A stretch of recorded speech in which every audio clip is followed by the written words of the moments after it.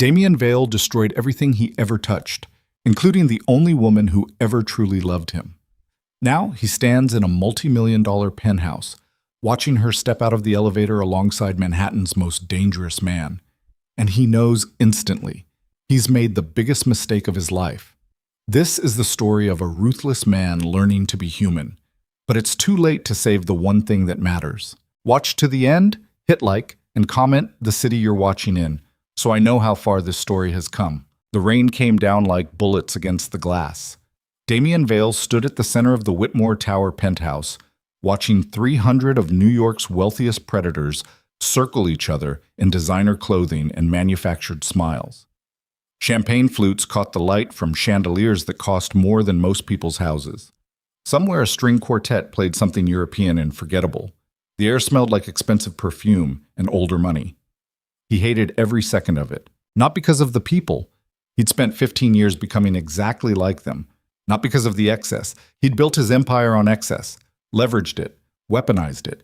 He hated it because for the first time in his adult life, standing in a room full of everything he'd ever wanted, Damian Vale felt nothing at all. Serafina Cross touched his arm. His fiancée. Blonde. Beautiful. Fourth-generation wealth wrapped in a dress that cost more than a sedan. She smiled at someone across the room with the kind of warmth that never reached her eyes. "Damian," she said without looking at him, "Senator Whitmore is coming over. Try to look less like you want to throw yourself through a window." He forced his face into something resembling pleasantness. Senator Whitmore approached with his wife, both of them moving through the crowd like icebreakers through frozen water. Damian shook hands, made small talk, laughed at a joke that wasn't funny, watched Serafina work the conversation with surgical precision. This was his life now. This was what winning looked like. The elevator chimed. Damian glanced toward the sound out of habit. He always tracked entrances and exits, always mapped the room like a battlefield. The doors slid open, and for 3 full seconds his brain refused to process what he was seeing. Selene. She stepped into the penthouse wearing emerald green satin that moved like water, and the entire room shifted. Not dramatically, not like in movies, just a subtle change in air pressure, in attention, in the way people unconsciously turned toward something that demanded to be noticed. She looked nothing like the woman he remembered. Her dark hair was pulled back severe and elegant. Her shoulders were bare and straight. She moved through the crowd with the kind of quiet confidence that came from surviving things that should have destroyed you and deciding to build something beautiful from the wreckage instead. But it wasn't Selene that stopped Damian's heart. It was the man beside her. Lucian Moretti entered 3 steps behind her with his hand resting at the small of her back. Not possessive, not showy, just there, present, a statement. The crowd parted for them. Damian felt something cold slide down his spine. Lucian Moretti wasn't famous, not in the way celebrities or politicians were famous. He was famous in the way that apex predators were famous to other predators. Whispered about, feared. A man who controlled more of New York than the mayor did, who made phone calls that ended careers and started wars and rebuilt entire neighborhoods according to his vision, and he had his hand on Selene's back. "Christ," Serafina muttered beside him. "Is that Lucian Moretti?" Damian couldn't speak. His throat had closed. He watched Selene move through the room accepting champagne from a server, smiling at someone he didn't recognize, absolutely untouchable. She hadn't seen him yet. "I didn't know he was coming," Serafina continued. "Daddy will want to talk to him. Come on." She started forward, but Damian caught her wrist. "Wait." Serafina turned with annoyance sketched across her perfect features. "What?" "The woman with him." The words came out rough. "I know her." "So?" Serafina pulled her arm free. "Everyone knows everyone at these things. That's the point." But she was already moving toward Lucian and Selene with the determination of someone who'd been taught from birth that the world belonged to her by right of inheritance. Damian followed because he had no choice. The distance between them closed like a noose tightening. 10 feet? 5. Selene turned. Their eyes met. For one perfect, terrible second, Damian saw everything he'd thrown away looking back at him with absolutely no recognition. Not anger, not pain, nothing. She looked at him the way you'd look at a stranger in an elevator. Then her expression shifted into something polite and distant. "Serafina," Lucian said smoothly. "Always a pleasure." Serafina launched into her practiced greeting, but Damian wasn't listening. He was staring at Selene, trying to find something, anything, of the woman he'd married and divorced and discarded like she was nothing. Damian Vale, Lucien said. Not a question, a statement. Damian forced himself to focus, extended his hand. Mr. Moretti, I've heard a lot about your work. Lucien's handshake was exactly as firm as it needed to be, and not a fraction more. I'm sure you have. This is Selene Arden, CEO of Verdantis Labs. CEO. The word hit like a physical blow. We've met, Selene said. Her voice was different, harder. She offered her hand like a businesswoman at a conference. Years ago, I don't expect you to remember. She was giving him an out. Damian took her hand and felt nothing but cool skin and professionally maintained nails. Of course I remember. Serafina glanced between them with sharpening interest. How do you two know each other? We were married, Selene said before Damian could speak. Casual, matter of fact, like mentioning the weather. Briefly, a long time ago. The statement landed in the conversation like a grenade with the pin pulled. Serafina's smile froze. Lucien's expression didn't change, but something dark flickered behind his eyes. Several nearby conversations paused as people sensed blood in the water. Well, Serafina recovered with practiced grace. That's certainly ancient history. It is, Selene agreed.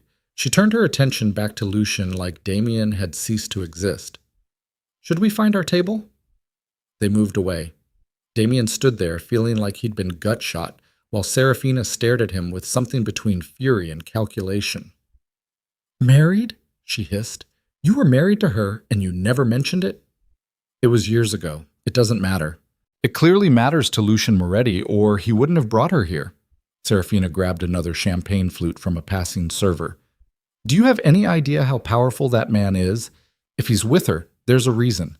And now everyone in this room knows you threw her away. I didn't throw her. Save it. Serafina downed half the champagne.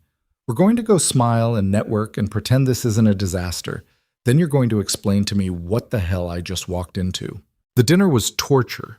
They were seated 6 tables away from Selene and Lucien, but Damian might as well have been sitting in their laps for all the attention he could pay to anything else. He watched her laugh at something Lucien said, watched her lean in to whisper something that made the most dangerous man in Manhattan smile. She was radiant. When they'd been married, Selene had been quiet, uncertain, still finding her footing in a world that chewed up dreamers and spat them out. She'd been building a small, sustainable design business from their cramped apartment, hunched over fabric samples and sketches while Damian worked 80-hour weeks climbing Wall Street's ladder. He'd loved her then. He was almost sure he had. But love hadn't been enough when his partners started questioning why he was married to someone so far beneath his rising station. When clients looked at Selene during corporate dinners and saw a liability instead of an asset. When Damian himself started seeing her softness as weakness instead of strength. The divorce had been clinical, efficient. He'd given her a settlement that seemed generous at the time, and she'd signed the papers without fighting. She'd looked at him with those dark eyes and said 5 words that had meant nothing to him then. You'll regret this one day. Then she'd walked out of his life. That had been 7 years ago. 7 years during which Damian had built an empire acquiring and dismantling companies, turning himself into exactly the kind of ruthless bastard Wall Street rewarded. 7 years of success that tasted like ashes but looked like gold, and apparently 7 years during which Selene had built an entirely different kind of empire. Stop staring, Serafina muttered beside him. People are noticing. Damian picked up his wine glass and forced himself to focus on the conversation at their table. Some hedge fund manager was explaining his portfolio strategy. Serafina was nodding along with practiced interest. Everyone was performing their roles perfectly. The speeches started after dinner. Senator Whitmore talked about economic growth and opportunity. Several CEOs congratulated each other on their philanthropy, donations that were tax write-offs wrapped in press releases. Everyone applauded at the appropriate moments. Then they called Selene to the stage. She moved through the crowd with quiet grace and took the microphone like someone who'd done this 100 times before. Thank you for having me, she began. Her voice carried through the room with unexpected strength. I'm here tonight representing Verdantis Labs, but I'm also here representing something bigger than one company. She clicked a remote. The screens behind her lit up with images of factories, farms, communities, real people doing real work. 5 years ago, I started Verdantis with a simple question. What if we could build things that actually made the world better? She paused.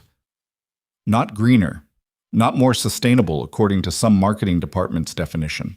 Actually better. Manufacturing that gave communities jobs and dignity. Supply chains that didn't destroy the places they touched. Materials that lasted instead of filling landfills.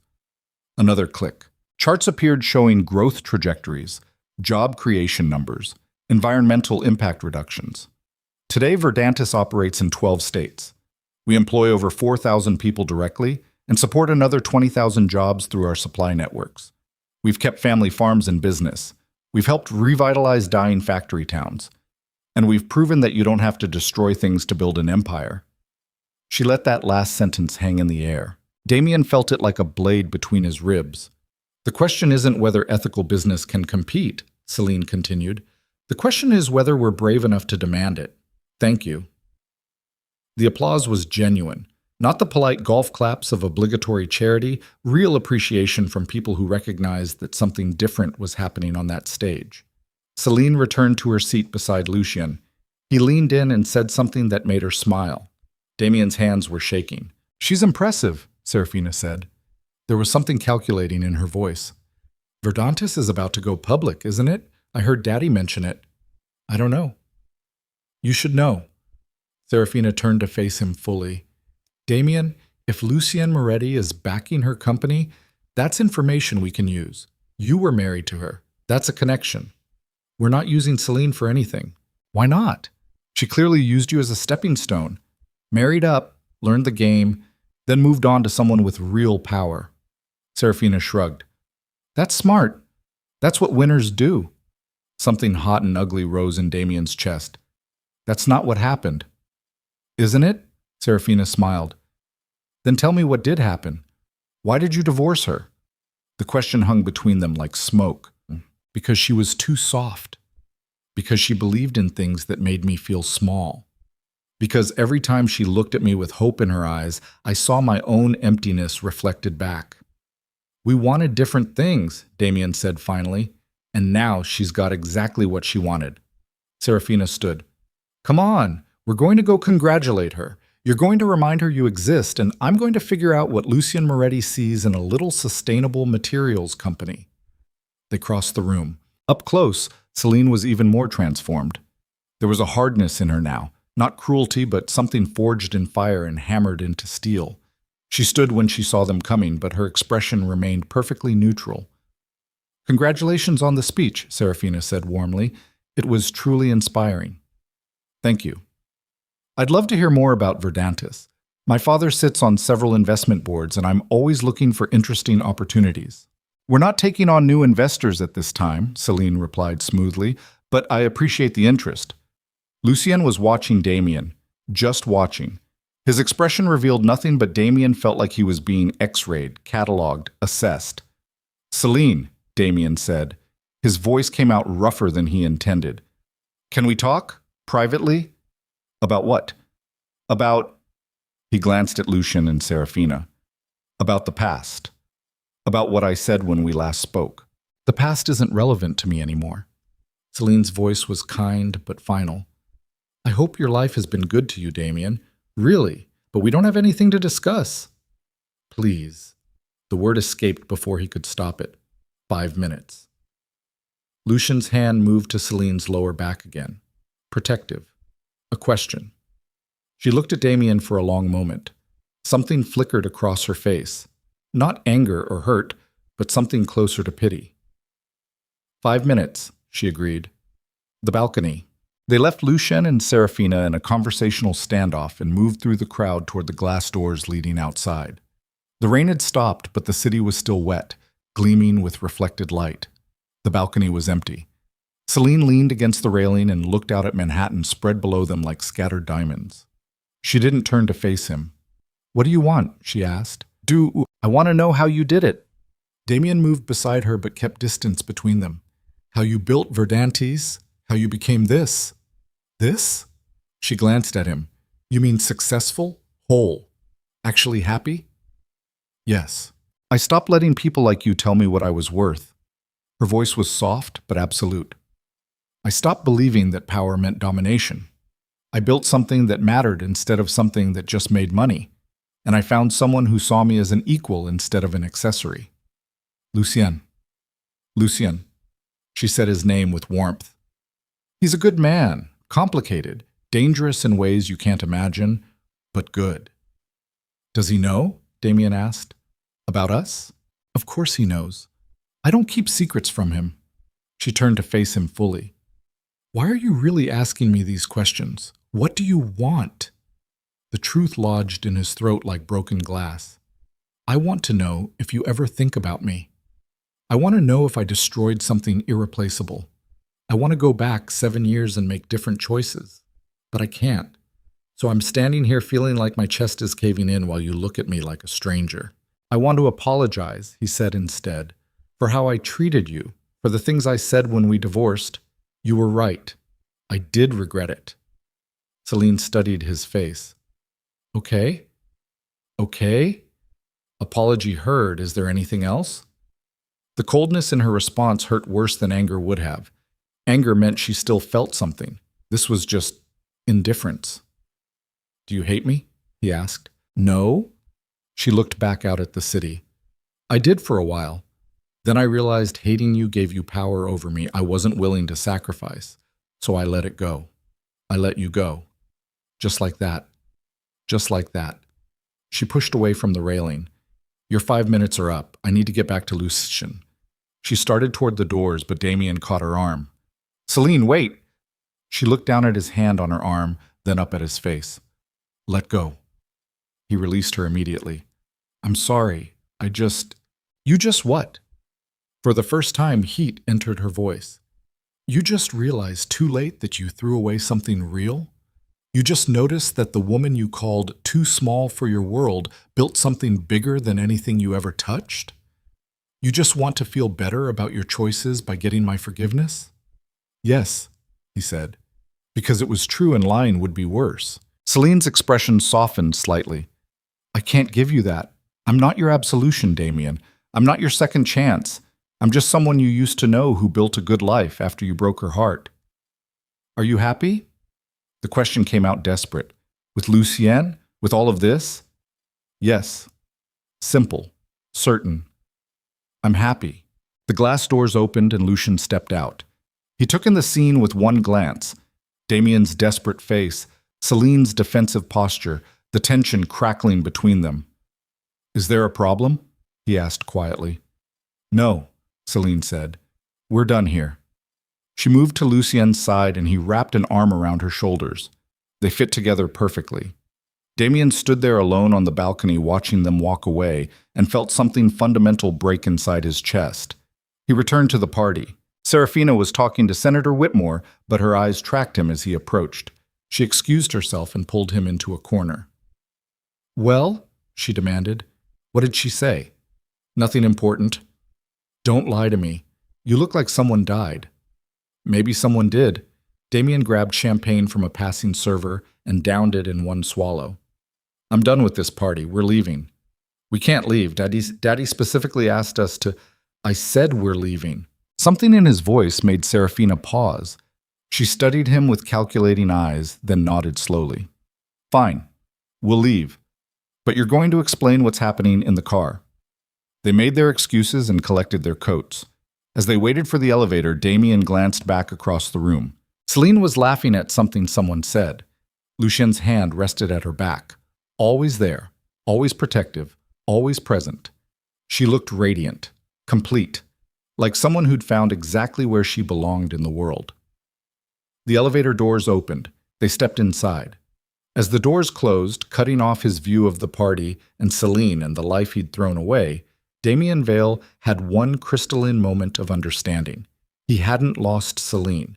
He had never deserved her in the first place. And the man who had her now was powerful enough to destroy entire empires with a phone call. The elevator descended. Neither he nor Serafina spoke until they reached the street. Rain had started again, turning Manhattan into a watercolor painting bleeding at the edges. Their car idled at the curb. "Get in," Serafina said. Damian climbed into the back seat. She followed, and the driver pulled into traffic. Silence stretched between them for 3 blocks. "You still love her," Serafina said finally. "Not a question." "I don't know what I feel." "That's a yes." She looked out the window. "This is a problem." "It's not your problem." "It absolutely is my problem. We're getting married in 4 months. Do you have any idea how it looks that your ex-wife just showed up on Lucian Moretti's arm looking like royalty? People will talk. People will wonder if I'm your second choice." "You are my second choice," Damian said. The words landed between them like stones. Serafina turned slowly. Her face was perfectly composed, but her eyes were ice. "Excuse me? You heard me?" He was too tired to lie anymore. "We both know this marriage is a strategic alliance. Your father wants my business connections. I want his political ones. We're not in love. We never pretended to be." "No," Serafina agreed carefully. "But we also never pretended there was someone else haunting you. That changes things." "How?" "Because Lucian Moretti doesn't date casually. If he's with that woman, he's serious about her. And if he's serious about her, he's going to protect her. From everything, including bitter ex-husbands who suddenly remember they made a mistake." The car pulled up to Damian's building. He started to get out, but Serafina caught his arm. "Let her go," she said quietly. "Whatever you're thinking about doing, reconnecting, apologizing again, trying to get closure, don't. Lucian Moretti will destroy you, not because he's cruel, but because he protects what's his, and she's his now." Damian pulled free. "Good night, Serafina." He climbed out and walked through the rain into his building without looking back. His penthouse felt like a mausoleum. Damian poured himself scotch and stood at the window looking out at the same view of Manhattan he'd been staring at for 5 years. All those lights, all those people living their small lives. He'd spent 15 years elevating himself above them, building an empire on their backs, telling himself he was special because he was ruthless enough to win. His phone buzzed. 3 messages from Serafina about tomorrow's meeting with her father. 1 email from his business partner about a potential acquisition. 14 notifications about social media posts from tonight's gala. He opened the last one out of habit. The first photo showed Selene and Lucien arriving at the party. She was mid-laugh, looking up at him with unguarded joy. Lucien's expression was soft in a way Damian didn't think that face could manage. The caption read, "Power couple goals. Lucian Moretti and Verdantis CEO. Selene Arden lighting up the Whitmore Gala." 2,000 likes already. Damian scrolled through the comments. Everyone gushing about how beautiful they were together. How inspiring Selene's speech had been. How Lucian looked at her like she was the only person in the room. One comment caught his eye. "Apparently she used to be married to Damian Vale. Imagine fumbling that bag." 43 likes. He threw his phone across the room. It hit the wall and cracked, but didn't shatter, just like him. Damaged but still functional, still breathing, still trapped inside a life that looked perfect from the outside and felt like drowning on the inside. Damian finished his scotch and poured another. Then another. Somewhere around 3 a.m., drunk and exhausted and more honest than he'd been in years, he pulled out his laptop and did something stupid. He researched Verdantis Labs. Every article, every interview, every financial disclosure. What he found made his chest tight. Selene hadn't just built a company. She'd built a movement. Verdantis partnered with family farms, paid fair wages, invested in dying towns. Her supply chain was completely transparent. Anyone could track exactly where every material came from. She'd turned sustainability from a marketing buzzword into actual practice. And she'd done it all while he was busy strip mining companies for profit. One article from Business Weekly included an interview from 2 years ago. The journalist had asked Selene what inspired her business model. Her answer was 3 sentences long. "I was married to someone who believed power meant taking, who thought success meant standing on top of whatever you destroyed to get there. I wanted to prove there was another way." She hadn't mentioned his name. She hadn't needed to. Damian closed the laptop and stared at his reflection in the darkened window. For 15 years, he'd built an empire on destruction, acquiring companies, gutting them, selling the pieces for profit. Creating nothing, building nothing, just consuming and moving on to the next target. He'd done the same thing to Selene, and now she was out there proving every day that his entire philosophy, his entire life, had been wrong. His phone rang. He almost didn't answer, but the name on the screen made him pause. Marcus Webb. His business partner and the only person in his life who might qualify as an actual friend. Yeah, Damian answered. You sound like hell. It's 4 a.m. I know, I saw the photos from the gala. Saw your ex-wife showed up with Lucien Moretti. Marcus paused. Are you okay? No. You want to talk about it? No. You going to do something stupid? Damian looked out at Manhattan. All those lights. All those lives. He'd spent so long above it all that he'd forgotten what it felt like to be human. Probably, he said. Damian, I have to go. He hung up before Marcus could argue. The sun was starting to rise, turning the sky from black to gray. Damian watched the city wake up and made a decision that would either save him or destroy him completely. He was going to Pittsburgh, because according to the articles, that's where Verdantis was building their next major manufacturing facility. A massive complex that would employ hundreds of people and anchor the entire region's economy. Selene's dream made real. And Damian was going to be there when it happened. Not to win her back. Serafina was right that Lucien would destroy him if he tried. Not to sabotage it, he wasn't that far gone. But to see it. To understand what building something actually meant instead of just tearing things down. Maybe then he'd understand what he'd really lost. Maybe then he'd figure out who he was supposed to be. Or maybe he'd just confirm what he already suspected. That he was exactly the hollow man Selene had left behind, and no amount of watching her success from the shadows would change that. The sun broke over the horizon, painting everything gold. Damian poured the rest of the scotch down the sink and went to pack a bag.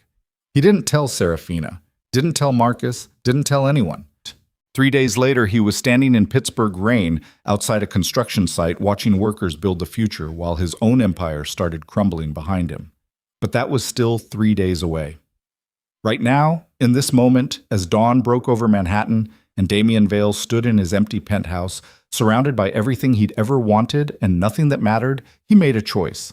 Not a good choice necessarily, not a smart one, but a choice that felt like the first real decision he'd made in 15 years.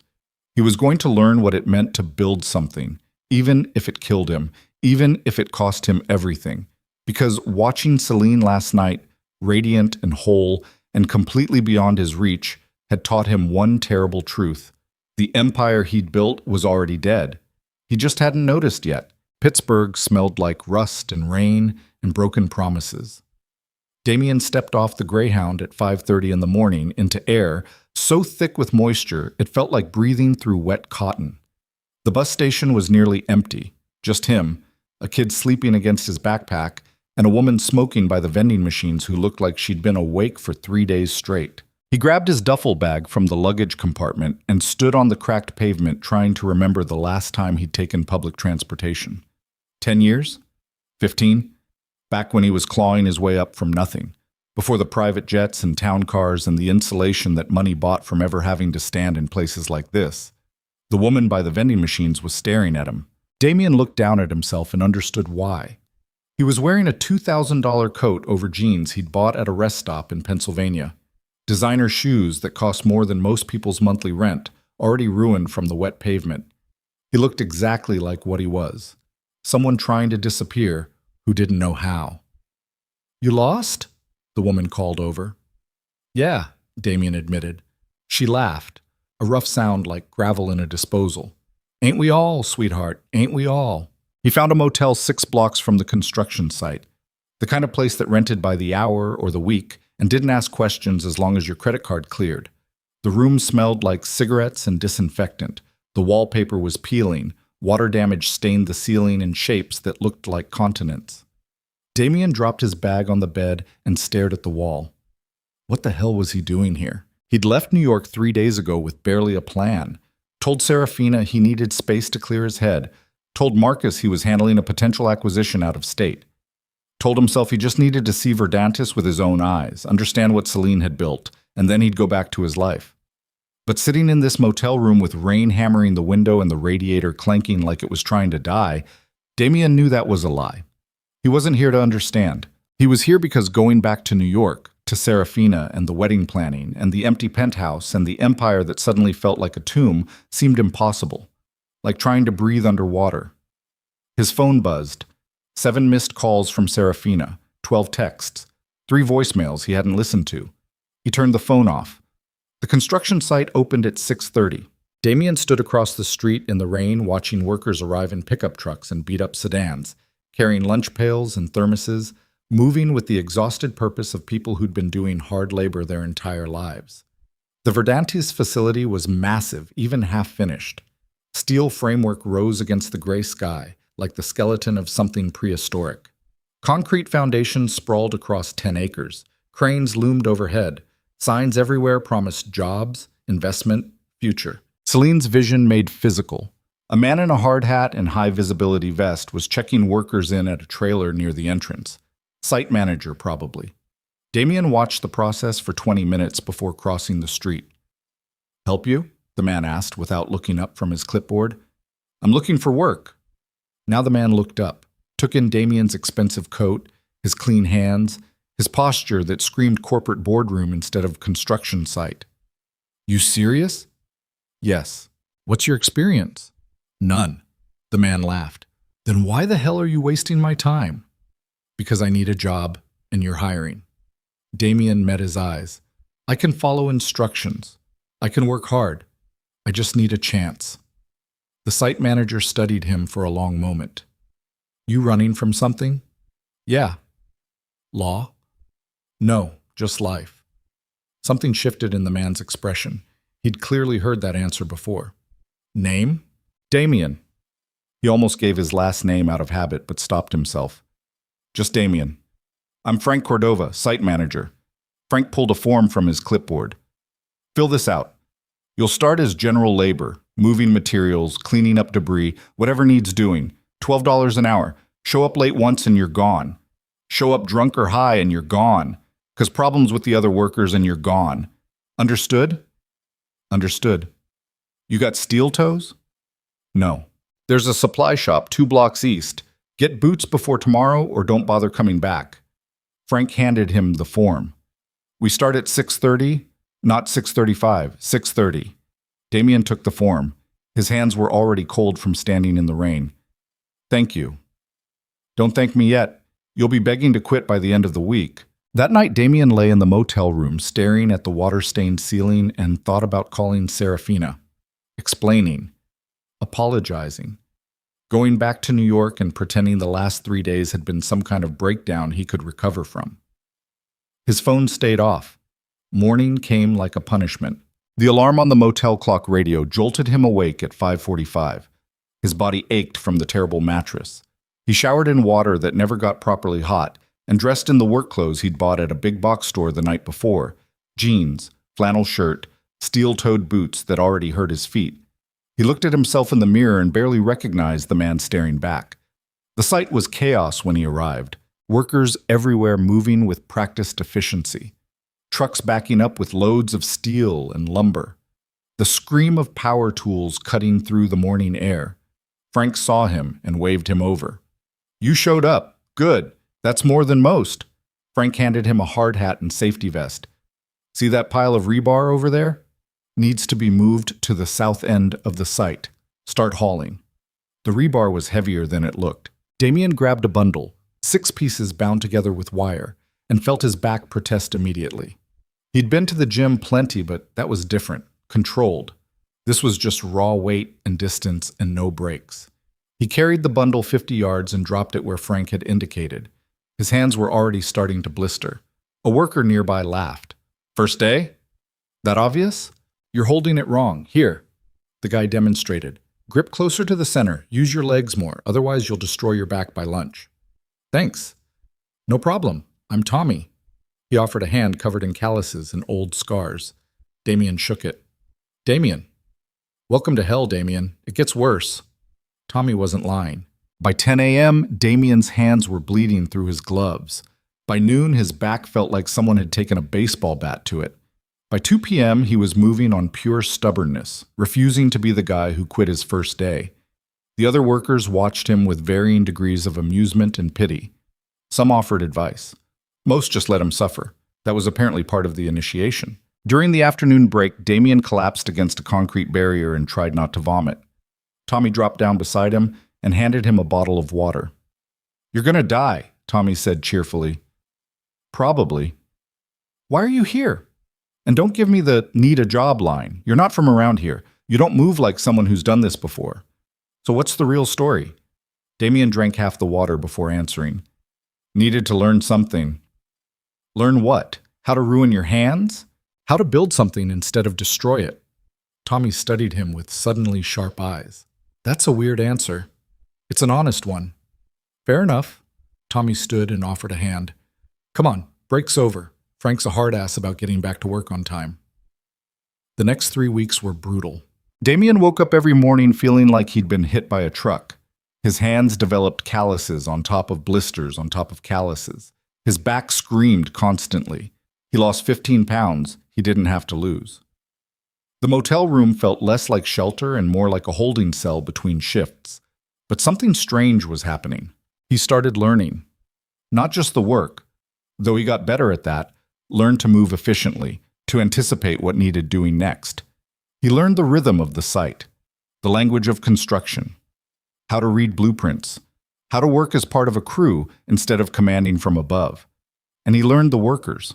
Tommy was a welder from Erie who'd lost his factory job when the plant closed 5 years ago.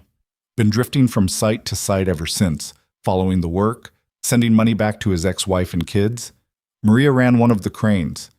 30 years old, raising 2 boys alone after her husband died in a refinery accident. She worked 12-hour days and never complained. Old man named Roy who'd been in construction for 40 years. Hands like twisted wood, back permanently bent, but still showed up every day because the alternative was dying in front of a TV. These were real people, building real things, creating something that would last. Damian had spent 15 years treating people like assets to be leveraged or liabilities to be eliminated. Numbers on spreadsheets, obstacles or opportunities. Never human. One afternoon in his 4th week, Frank called him over to the trailer. "You're doing good work," Frank said. It sounded like the words hurt to say. "Moving you to the framing crew. You'll work under Jesus Moreno. Do what he says, and you'll learn more in a week than most people learn in a year." "Thank you." "Don't thank me. Jesus is going to work you twice as hard as I did." Frank pulled out a cigarette and lit it.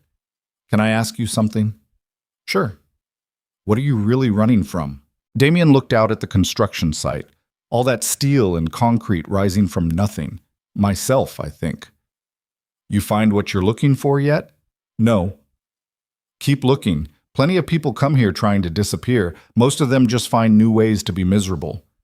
Frank blew smoke at the ceiling, "But some figure it out.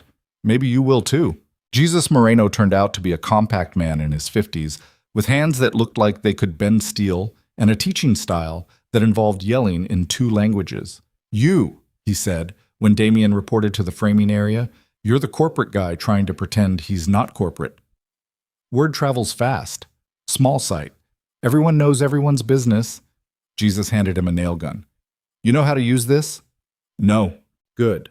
Better to teach someone who admits they don't know than someone who thinks they do."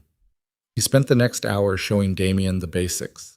This isn't hard, but it requires attention. You space out, you lose a finger. You understand? Yes. We'll see. Working the framing crew was different from hauling materials. It required precision, focus, the ability to read plans and translate them into physical structure. Damian discovered he was good at it. His years of analyzing complex business deals translated surprisingly well to understanding how pieces fit together. "You're not as stupid as you look," Jesus said after the first week. High praise. "Don't let it go to your head. You still nail like someone wearing oven mitts."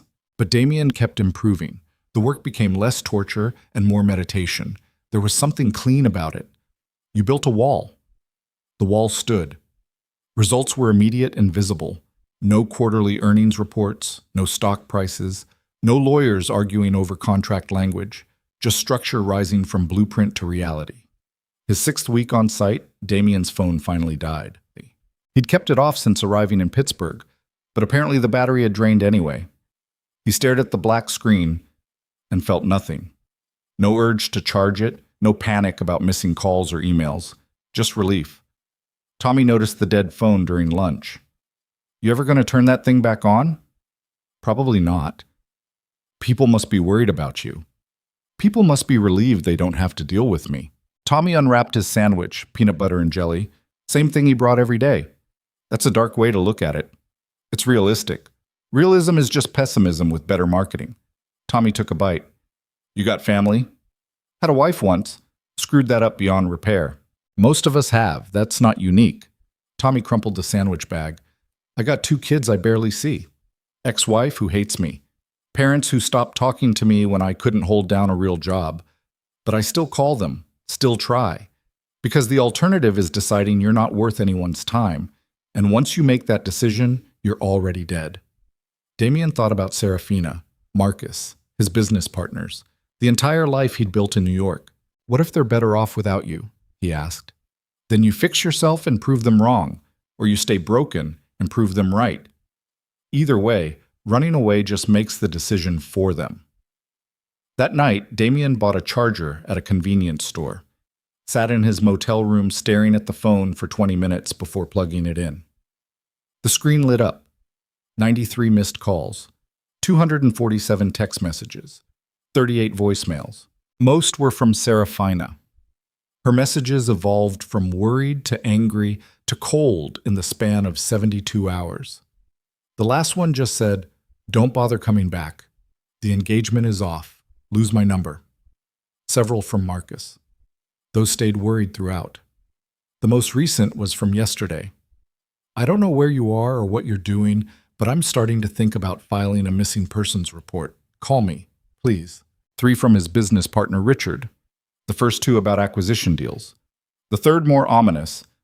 The board is asking questions. I can't cover for you much longer. Where the hell are you? And 1 voicemail from a number he didn't recognize. He almost deleted it, but curiosity got the better of him. Mr. Vale. The voice was smooth as silk over razors. This is Lucien Moretti. I think we should talk. Call me back at this number. Soon. Damian's hands went cold. Lucien Moretti had his number. Lucien Moretti wanted to talk. That couldn't mean anything good. He listened to the message 3 more times, trying to decode the tone. Threat? Warning? Curiosity? The words were polite, but politeness from a man like Lucien meant nothing. He could sound friendly while arranging your destruction. Damian set the phone down and stared at the wall. How had Lucien gotten his number? More importantly, why did he care enough to call?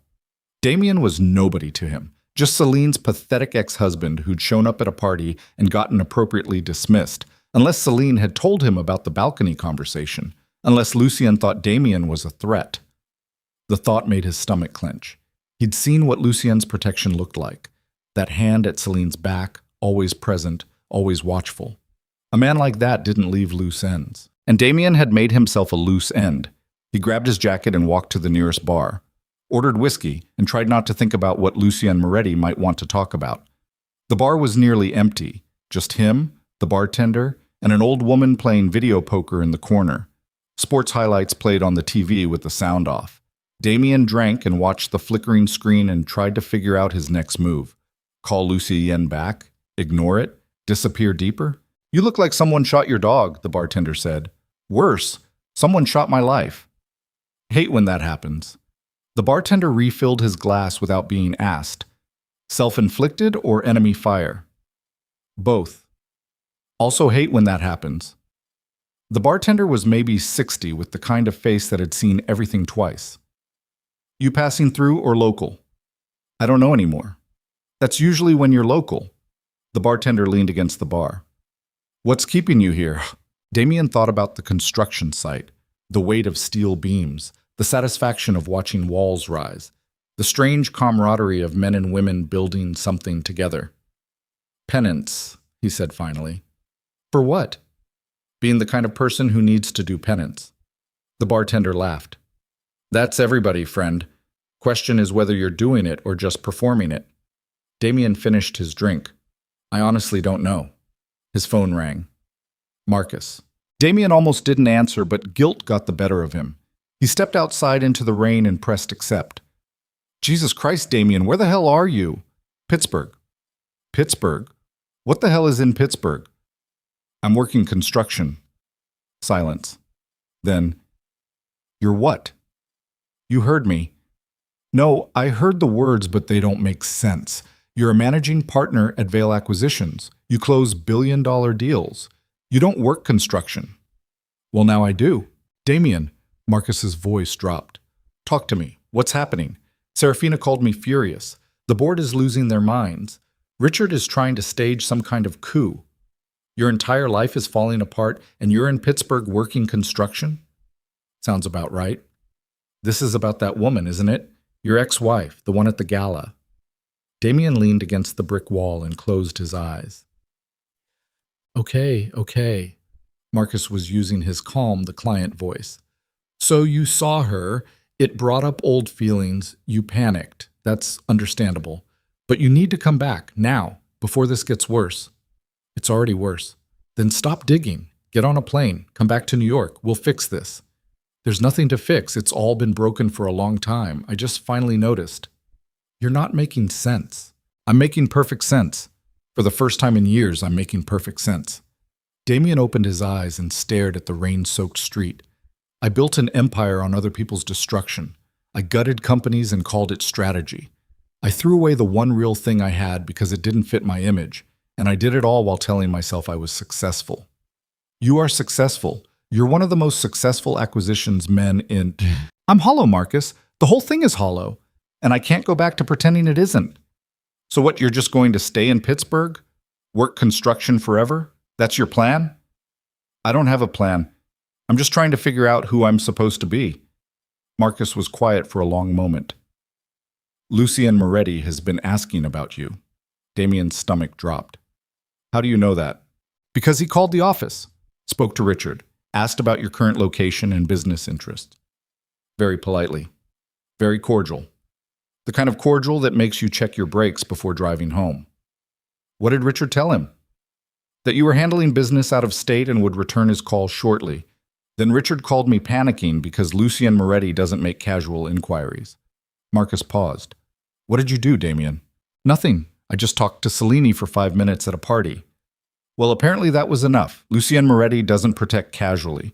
If he's asking about you, it means he considers you a potential problem. And potential problems for Lucien Moretti have a way of becoming permanent solutions. He left me a voicemail. And I haven't called back. Don't. Marcus's voice was sharp.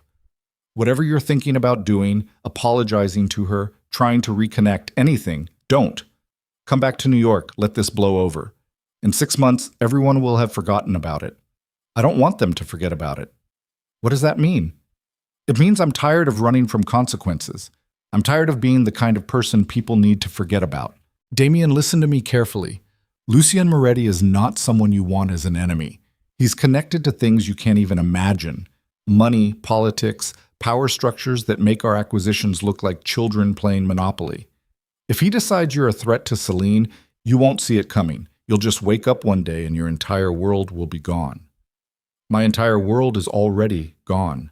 Then stop helping it along, Marcus was yelling now.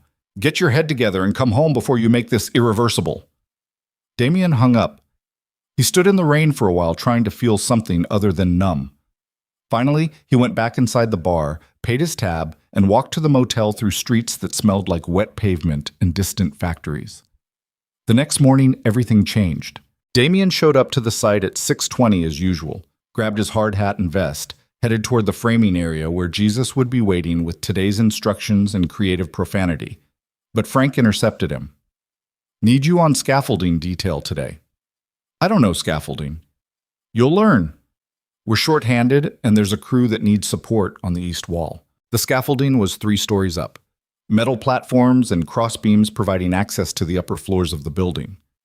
Damian climbed carefully, testing each foothold, very aware that falling from this height would end badly. The crew he was supporting was working on installing exterior paneling. His job was simple. Hand them materials as needed, keep the platform clear of debris, don't fall off. One of the workers was a kid maybe 19 years old, Eli Mercer according to his vest. gangly and nervous, clearly new to construction work. "First time up here?" Damian asked. "That obvious?" "You're holding the rail like it's going to save your life, isn't it?" "Only if you fall. Better not to fall." Eli laughed shakily. "Great advice. Very reassuring." They worked in relative silence for the next hour. Damian handed up panels. Eli and the other workers bolted them into place. The structure grew solid beneath their feet. Then Eli reached for a panel and his foot slipped on something wet. He stumbled backward toward the edge of the platform. Damian grabbed him. Just instinct, no thought. Just seeing someone about to die and doing the only thing that made sense. He hauled Eli back from the edge, and they both crashed against the railing. Safe, breathing hard. Eli's face was white as paper. "Holy shit!" Eli gasped. "Holy shit, I almost— But you didn't, you're okay." The other workers had frozen, watching. Someone started yelling for Frank. Feet pounded on the scaffolding as people rushed over. "What happened?" Frank demanded. "Kid slipped," one of the workers explained. "Would have gone over if this guy hadn't grabbed him." Frank looked at Damian, something unreadable in his expression. "You okay?" "Yeah." "Kid?" Eli nodded, still too shaken to speak. "Get down, both of you. Take a break." Frank's voice softened slightly. "Good reflexes." They descended the scaffolding on shaking legs. At ground level, Eli collapsed against a concrete barrier and put his head between his knees. "I could have died," he said. "I could have just died." "But you didn't. Because of you." Eli looked up. His eyes were wet. "Thank you. Seriously, thank you." "Don't thank me. Just be more careful." But word of what happened spread through the site like wildfire. By lunch break, workers who'd barely acknowledged Damian before were nodding to him, treating him different, like he'd passed some test he didn't know he was taking. Tommy dropped down beside him during the break. "You saved Eli's life." "I grabbed a kid who was falling. That's not heroic." "Tell that to his mother." Tommy unwrapped his sandwich. "You know what the crazy part is? 6 weeks ago, you showed up here looking like you'd never done a day of real work in your life. Now you're pulling kids off ledges without thinking. That's character development. Or instinct. Instinct reveals character." Tommy took a bite. "You're not who you used to be, Damian, whoever that person was." Maybe Tommy was right. Or maybe Damian was just becoming a different version of the same broken thing. He didn't know anymore. That afternoon, Frank called him to the trailer. "Site owner wants to meet you," Frank said. Damian's blood went cold. "Why?" "Because someone saved a worker's life on her project. She likes to know who's on her site." Frank studied him. "You look like you saw a ghost. Who's the owner?" But Damian already knew. Had known from the moment Frank said it. Because of course this was how it would happen. Of course fate would be this cruel. "Selene Arden, CEO of Verdantis. She's coming by tomorrow to assess the incident and meet with you personally." Damian couldn't breathe. 6 weeks. He'd managed 6 weeks of hiding in plain sight. 6 weeks of becoming someone different. 6 weeks of learning to build instead of destroy. And now Selene was coming here. Tomorrow. To see him covered in concrete dust and dried sweat, wearing borrowed clothes and broken-in boots, standing inside the empire she'd built without him. And somewhere in the back of his mind, Damian heard Lucien Moretti's voice from that unanswered voicemail. "I think we should talk. Soon." The walls were closing in, and Damian realized with perfect clarity that he'd reached the point of no return. Whatever happened next would either save him or destroy him completely. There was no middle ground left. Damian didn't sleep. He lay in the motel room staring at water stains on the ceiling while his mind played out every possible version of tomorrow. Selene walking onto the construction site. Seeing him. Recognition hitting her face like a fist. The questions that would follow. The exposure.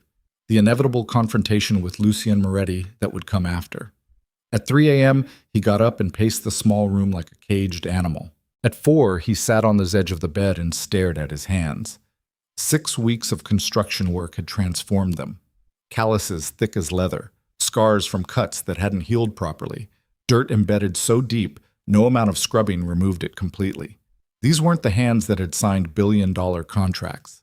These were the hands of someone who built things, but they were still his hands, and tomorrow Selene would see them. Dawn came gray and cold. Damian dressed in his work clothes with the mechanical precision of someone preparing for execution. Steel-toed boots, jeans with concrete dust ground into the knees, flannel shirt fraying at the cuffs, hard hat, safety vest with his name written in marker on the back because he still didn't rate a printed one. He looked in the mirror and saw a stranger. The site was already active when he arrived at 6:20, workers moving through the pre-shift routine. Equipment checks, safety briefings, the familiar choreography of construction beginning. Tommy spotted him immediately. "You look like death." "Didn't sleep." "Because of yesterday? Eli's fine. Kid's already back up on the scaffolding." "You're a hero, man. Relax." "It's not that." "Then what?" Tommy studied his face. "Oh, this is about whoever you're running from, isn't it? They're coming here. Today." "Who?" "Someone I used to know. Someone I hurt." Damian pulled on his gloves. "Someone who's going to destroy me when they see what I've become." "That's dramatic." Tommy clapped him on the shoulder. "Look, I don't know your whole story, and I'm not asking, but I've seen you work for 6 weeks. I've watched you show up every day, even when you could barely stand. I saw you save that kid's life yesterday without thinking, whatever you did before you got here. Maybe you're not that person anymore. Or maybe I'm just hiding better." Frank appeared before Tommy could respond. "Damian, need you in the trailer now." This was it. Damian followed Frank across the site. Workers were setting up for the day, cranes swinging loads of steel, welders firing up their torches. The symphony of construction that he'd grown accustomed to over 6 weeks. It all felt distant now, like watching through glass. The trailer was warm inside.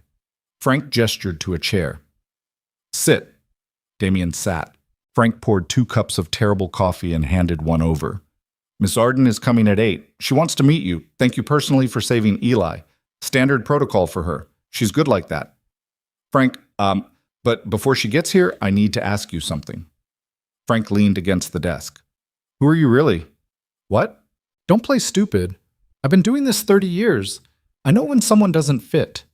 Frank sipped his coffee. "You showed up 6 weeks ago looking like you'd never held a hammer. Designer coat, expensive shoes, soft hands. Said you needed work, and I gave you a chance because everyone deserves one chance." Damian said nothing.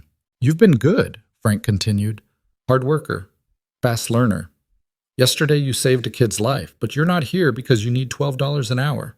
So I'll ask again, who are you really?" The truth sat in Damian's throat like broken glass. He could lie. Make up some story about bad investments or corporate burnout. Frank might even believe it, but he was tired of lying. "My name is Damian Vale. I used to run an acquisitions firm in New York. Made a lot of money destroying companies for profit. I was engaged to someone I didn't love. And I threw away my marriage to someone I did love because I thought she was too small for my world." He met Frank's eyes. "Turns out she was building something while I was destroying things. And when I saw her again 6 weeks ago, standing beside the most dangerous man in Manhattan, I realized I'd wasted my entire life." Frank's expression didn't change. "So you came here." "So I came here." "To do what? Punish yourself? Learn some lesson? Win her back?" "I don't know. All of the above, none of it." Damian set down the coffee. "I just knew I couldn't go back to New York. Couldn't go back to being that person." "And does Ms. Arden know you're here?" "No. But she's going to find out in about 45 minutes. "Yes." Frank was quiet for a long moment. "You should leave. Now. Before she gets here. I'll tell her the guy who saved Eli quit. She'll never know." "I can't run anymore." "Sure you can. Running's easy. Staying is hard." Frank finished his coffee. "But if you stay, I need to know you're not here to cause problems for her. Selene Arden is a good person. This facility is creating hundreds of jobs. I won't let some rich asshole's midlife crisis destroy that." "I'm not here to cause problems." "Then why are you here?" "Because watching her succeed made me realize I've never built anything worth protecting." Damian stood. "I'm here to learn how, that's all." Frank studied him with eyes that had seen too many liars to be fooled easily. Whatever he saw in Damian's face must have been convincing because he finally nodded. "Okay, but I'm watching you. One wrong move and you're gone." "Understood. Now get out of here. Go work with Jesus on the framing until Ms. Arden arrives. And don't screw this up." Jesus worked Damian harder than usual that morning, maybe sensing his distraction, maybe just being Jesus. Either way, Damian welcomed it. The physical labor kept his mind from spiraling. Nail gun, stud, frame, repeat, the rhythm of construction. At 7:53, a black car pulled up to the site entrance. Damian's hand stopped working. From his position on the second-floor framing, he had a clear view of the parking area. The car door opened and Selene stepped out wearing a hard hat over dark hair pulled back in a ponytail. Professional clothes that somehow looked right, even on a construction site. She moved with the same quiet confidence she'd had at the gala, like someone who knew exactly who she was and didn't need to prove it. Behind her, a second car arrived. The passenger door opened and Lucien Moretti emerged. Damian's blood turned to ice water. Lucien wore a suit that probably cost more than Damian currently made in a month. He scanned the site with the practiced assessment of someone who evaluated threats automatically. His hand moved to Selene's lower back in that now familiar gesture. They walked toward Frank's trailer together. "You see that?" Jesus asked quietly. "Yeah. That's Lucien Moretti. You know who that is?" "I know." "Then you know he doesn't show up to construction sites for no reason." Jesus set down his nail gun. "You in some kind of trouble?" "Probably." "Want to tell me about it?" "Not really." "Fair enough." Jesus handed him a water bottle. "Whatever happens next, remember, you saved that kid's life yesterday. That counts for something." Damian wasn't sure it counted for anything, but he appreciated the sentiment. 20 minutes later, Frank emerged from the trailer and scanned the site. His eyes found Damian and he gestured sharply. "Time's up." Damian climbed down from the framing with legs that felt like they belonged to someone else. Workers watched him pass. Word had clearly spread that something significant was happening. Construction sites were worse than high schools for gossip. Tommy caught his arm as he passed. "You okay?" "No." "Need backup?" "This isn't that kind of fight. All fights need backup." But Damian pulled free and kept walking. Across the site, past half-built walls and stacks of materials. Toward the trailer where Selene and Lucien waited with Frank. The door was open. Damian stepped inside and for the second time in 6 weeks, his eyes met Selene's. She froze. The color drained from her face. Her hand moved instinctively to her mouth. She looked at Frank, then at Damian, then back at Frank like trying to piece together a puzzle that shouldn't exist. "What?" Her voice came out strangled. "Damian?" "Hello, Selene." Lucien's expression didn't change, but the temperature in the trailer dropped 20 degrees. "You know this man?" "This is Damian Vale." Frank's voice was careful. "The worker who saved Eli Mercer yesterday." I asked Selene. Lucien's eyes never left Damian's face. "Do you know this man?" "He's my ex-husband." Selene's voice was barely above a whisper. "What are you doing here?" "Working construction." "That's not an answer." "It's the only one I have." Lucien moved then, not threatening, just positioning himself between Damian and Selene with the casual efficiency of someone who'd protected people professionally. "How long have you been here?" 6 weeks. 6 weeks. Lucien repeated it like tasting something poisonous. "And you didn't think to mention you were working on my partner's construction site?" "I didn't know it was hers when I took the job." "Bullshit." "It's true." Frank spoke up. "He showed up 6 weeks ago looking for work. I hired him as general labor, didn't know his real name until this morning." Selene was staring at Damian like he was a ghost. "You've been here 6 weeks? Working construction? Why?" "Because I needed to learn how to build something." "So you just happened to end up at my construction site?" Her voice was rising. "In Pittsburgh? Of all the cities in America?" "I read about Verdantis expanding here. I came to see it." Damian met her eyes. "Not to bother you, not to interfere, just to see what you'd built." "And then you stayed, for 6 weeks, without telling me." "Yes." "That's stalking," Lucien said quietly. "That's exactly what stalking looks like." "I wasn't stalking her. I was working, trying to become someone different." "By hiding on her construction site?" Lucien's voice was silk over razors. "By embedding yourself in her company without her knowledge or consent? That's not becoming someone different. That's being a predator." "I saved someone's life yesterday." "Congratulations. Doesn't change what you are." "Lucien." Selene touched his arm. Her hand was shaking. Can you give us a minute? No. Please. Lucian looked at her for a long moment. Something unspoken passed between them. Finally, he nodded. I'll be right outside. You scream. I'm back in here in 2 seconds. He left. Frank followed. The door closed. Damian and Selene stood 3 feet apart in the small trailer. Her eyes were bright with unshed tears. His throat was so tight he could barely breathe. Explain, she said. Right now. No bullshit. Why are you really here? Because seeing you at that gala destroyed me. The words came out raw. Because I spent 7 years telling myself I made the right choice divorcing you, building my empire, becoming successful. And then I saw you with Lucian, radiant and whole, and completely beyond my reach, and I realized my entire life had been a lie. So you came here to what? Win me back? No, I came here because I couldn't go back to New York. Couldn't go back to being that person. Damian's hands were shaking. I took a job on this site because I needed to understand what building something actually meant. Not destroying, not conquering, building. You could have built something anywhere. You didn't need to do it here. Maybe I needed to see what you built. Maybe I needed to understand what I threw away. He paused. Or maybe I'm just a coward who couldn't face his own emptiness and chose the worst possible way to run from it. Selene was crying now, silent tears tracking down her face. You hurt me so badly. Do you understand that? You made me feel small and worthless and not good enough. And I spent years building myself back up, becoming someone strong enough to never let anyone make me feel that way again.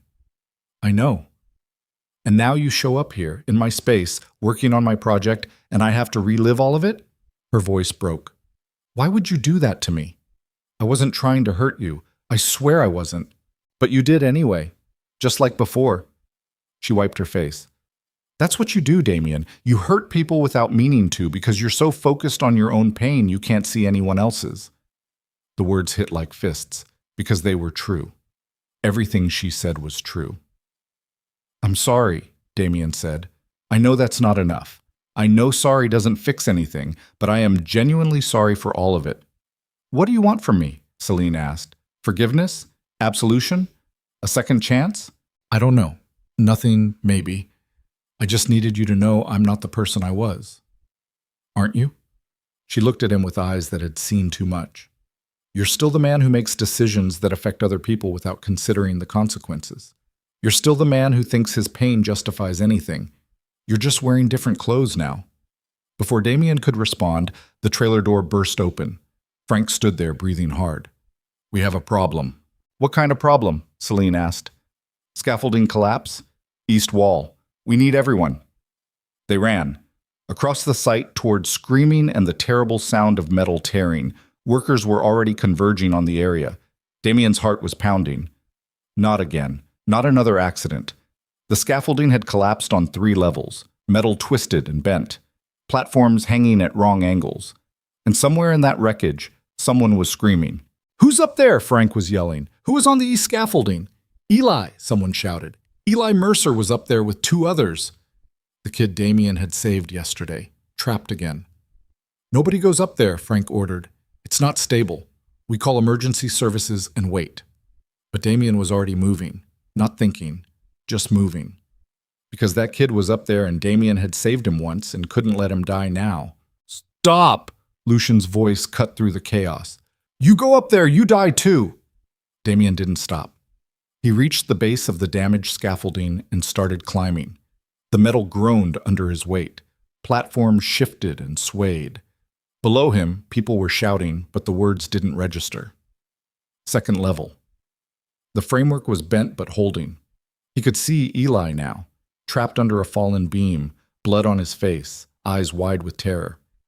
I'm coming, Damian yelled. Hold on! He climbed higher. The scaffolding screamed, metal scraping metal, bolts popping loose, everything threatening to come down completely. Third level. Close enough to reach Eli now. Damian crawled across the tilted platform. Every movement made the structure groan. Can you move? He asked Eli. My leg's trapped. I can't get free. The beam across Eli's leg was heavy, maybe 100 pounds of steel. Damian got his hands under it and pulled. His back screamed, arms shaking. The beam shifted an inch. "Pull your leg out," Damian gasped. Eli tried. Failed. "It's stuck." Below them, emergency sirens were approaching. People shouting instructions that didn't matter because they were up here and everyone else was down there. Damian pulled harder. The beam moved another inch. His vision was going gray at the edges. "Now!" he yelled. Eli yanked his leg free with a scream of pain. The scaffolding chose that moment to give up entirely. The whole structure lurched sideways. Platforms collapsing like dominoes. Damian grabbed Eli and pulled him close as everything fell. They hit the next level down hard. Pain exploded through Damian's shoulder. Eli was screaming. The scaffolding was still collapsing around them. Hands grabbed Damian, strong hands, pulling him and Eli towards stable ground. Voices yelling, movement and chaos and pain. Then solid ground. Damian lay on concrete staring at gray sky. Someone was checking him for injuries. Emergency responders swarming. Eli was crying somewhere nearby, but crying meant alive, so that was good. A face appeared above him. "Lucien Moretti." "You stupid son of a bitch," Lucien said, but his voice was almost admiring. "You nearly died." "Kid's okay?" "Kid's fine. Broken leg, but fine." "Good. You saved his life. Again." Lucien sat back on his heels. "Why?" "Because nobody else was going to." Frank was right. The scaffolding was unstable. You could have waited for professionals. Kid could have died waiting. Lucien studied him for a long moment. "You really are trying to become someone different, aren't you?" "Trying." Damian closed his eyes against the pain. "Probably failing. Maybe not." Lucien stood. "EMTs want to take you to the hospital. Get checked out. You might have broken something." "I'll be fine." It wasn't a suggestion. They loaded Damian onto a stretcher. He saw Selene standing with Frank near the trailer. Her face was pale. She watched them load him into the ambulance, but didn't come closer. Lucien climbed in beside him. "You don't need to come," Damian said. "I know." Lucien settled into the seat. "But we need to talk. And you're not running away this time." The ambulance doors closed. The vehicle started moving, sirens wailing. Lucien leaned forward with his elbows on his knees. "I know everything about you, Damian Vale. Vale Acquisitions. 15 years of hostile takeovers and asset stripping, net worth around $200 million. Engaged to Seraphina Cross until 3 weeks ago when you disappeared. Business partner named Marcus Webb covering for you in New York while your company slowly implodes." Damian said nothing. "I also know you were married to Selene for 3 years, divorced her because your partners thought she was bad for your image. Gave her a settlement that seemed generous but was actually insulting compared to what you were worth." Lucien's voice was conversational. "She took it anyway because she just wanted to be done with you." "If you know everything, why are we talking?" "Because I don't know why you're really here. And I need to know if you're a threat." "I'm not a threat to anyone, especially not Selene." "Then why hide on her construction site for 6 weeks?" "I wasn't hiding. I was working." "Semantics." Lucien leaned back. "Here's what I think happened. You saw Selene at that gala, saw what she'd become without you, realized you'd made a mistake, and you came here to either win her back or punish yourself. Maybe both." "I came here to learn how to build something." "By infiltrating her company? By doing honest work for the first time in my life." The ambulance hit a pothole. Pain shot through Damian's shoulder. He bit back a groan. Lucien watched him carefully. "You saved that kid twice. Once yesterday. Once today at serious risk to yourself. That doesn't match the profile of the man I researched." "People change." "Do they? Or do they just find new ways to manipulate?" "If I was trying to manipulate Selene, I would have revealed myself weeks ago. Played the changed man card. Used the construction work as proof of transformation." Damian met Lucien's eyes. "I've been hiding because I'm ashamed. Because seeing what she built makes me realize how much I wasted. And I didn't want to ruin her success with my failure." Pretty speech. "It's the truth." "Maybe." Lucien was quiet as the ambulance turned a corner. "Selene told me you were the worst thing that ever happened to her. Said you made her hate herself for years. That when she finally escaped your marriage, she had to rebuild her entire sense of self-worth from nothing." Each word was a knife. "She also said," Lucien continued slowly, "that you were brilliant at destroying things, at finding weaknesses and exploiting them, at making people believe your cruelty was actually strength. I was all of that. And now? Now I'm nobody. Just a construction worker with a broken shoulder who nearly died saving someone he barely knows. The ambulance pulled up to the emergency room. The back doors opened. EMTs started unloading the stretcher. Lucien stood to leave, but paused. I'm going to tell you something, and I want you to listen carefully. Selene is the most important person in my world. She's brilliant and strong, and she's building something that actually matters. And I will protect her from anything that threatens that, including you. I understand. I don't think you do. Lucien's voice dropped to something cold and final. If you hurt her again, intentionally or not, I will destroy you so completely you'll wish you died on that scaffolding. Your company will dissolve, your assets will vanish, every connection you've ever made will turn against you, and you'll spend the rest of your life wondering how everything disappeared so fast. I believe you. Good. Lucien stepped out of the ambulance. Get your shoulder fixed, then leave Pittsburgh. Go back to New York or go somewhere new, but stay away from Selene. And if I don't, then you'll discover exactly how dangerous I can be. They wheeled Damian into the emergency room. Lights too bright.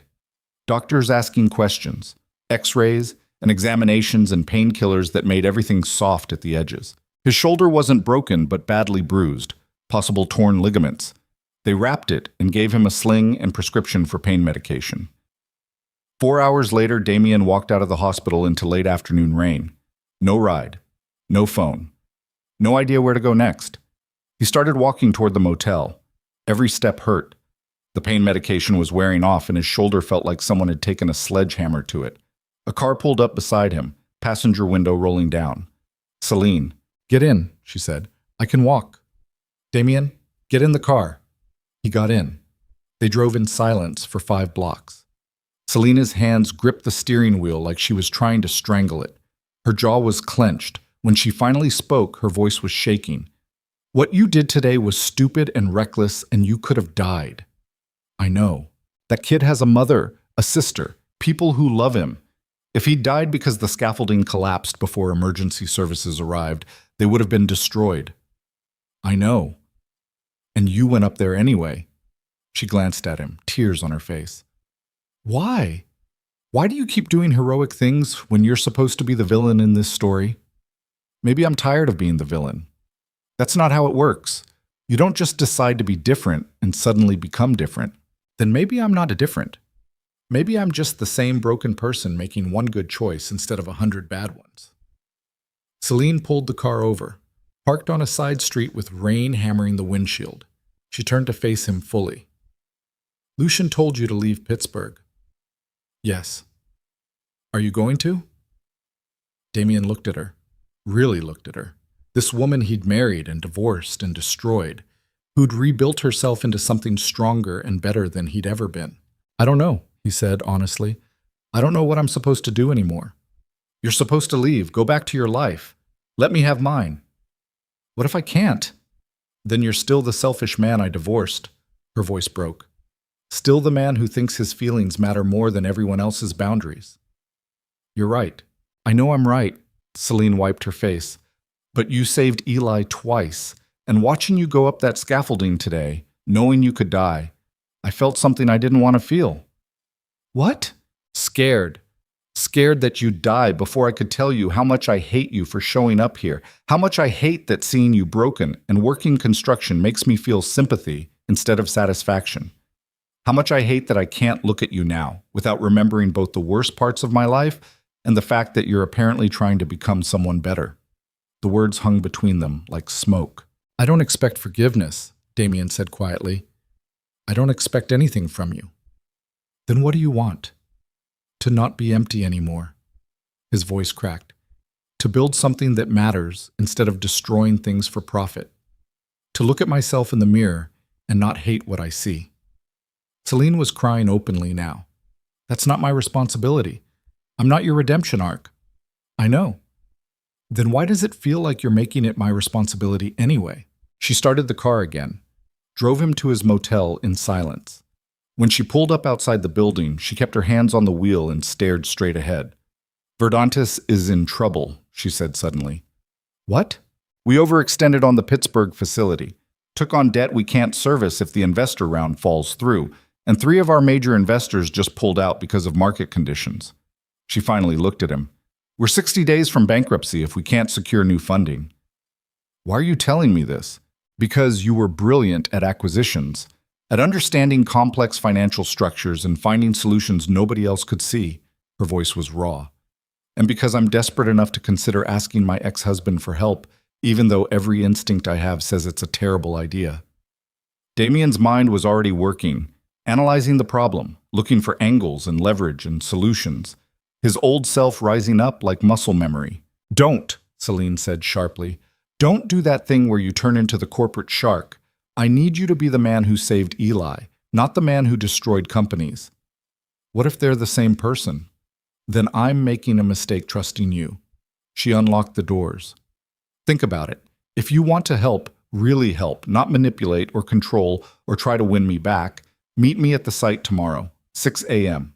We'll talk about it. And if I don't show up, then Lucien was right about you. And I'll watch my company die knowing I at least protected myself from you. Damian got out of the car, stood in the rain watching her drive away. His shoulder was screaming. His body felt like it had been hit by a truck. Every instinct he had said to run, get out of Pittsburgh, leave Selene to save her own company, protect himself from the inevitable disaster this would become. But standing there in the rain outside a motel that smelled like failure and cigarettes, Damian realized something fundamental had shifted inside him. For 15 years, he'd used his brilliance to destroy things. Tomorrow he could use it to save something, or he could run. Again. Forever. The choice was his, and for the first time in his entire life, Damian Vale had absolutely no idea which choice would destroy him faster. Damian was at the site at 5:45. The sky was still dark. Rain had stopped, but everything was wet and cold. His shoulder throbbed with every heartbeat despite the painkillers.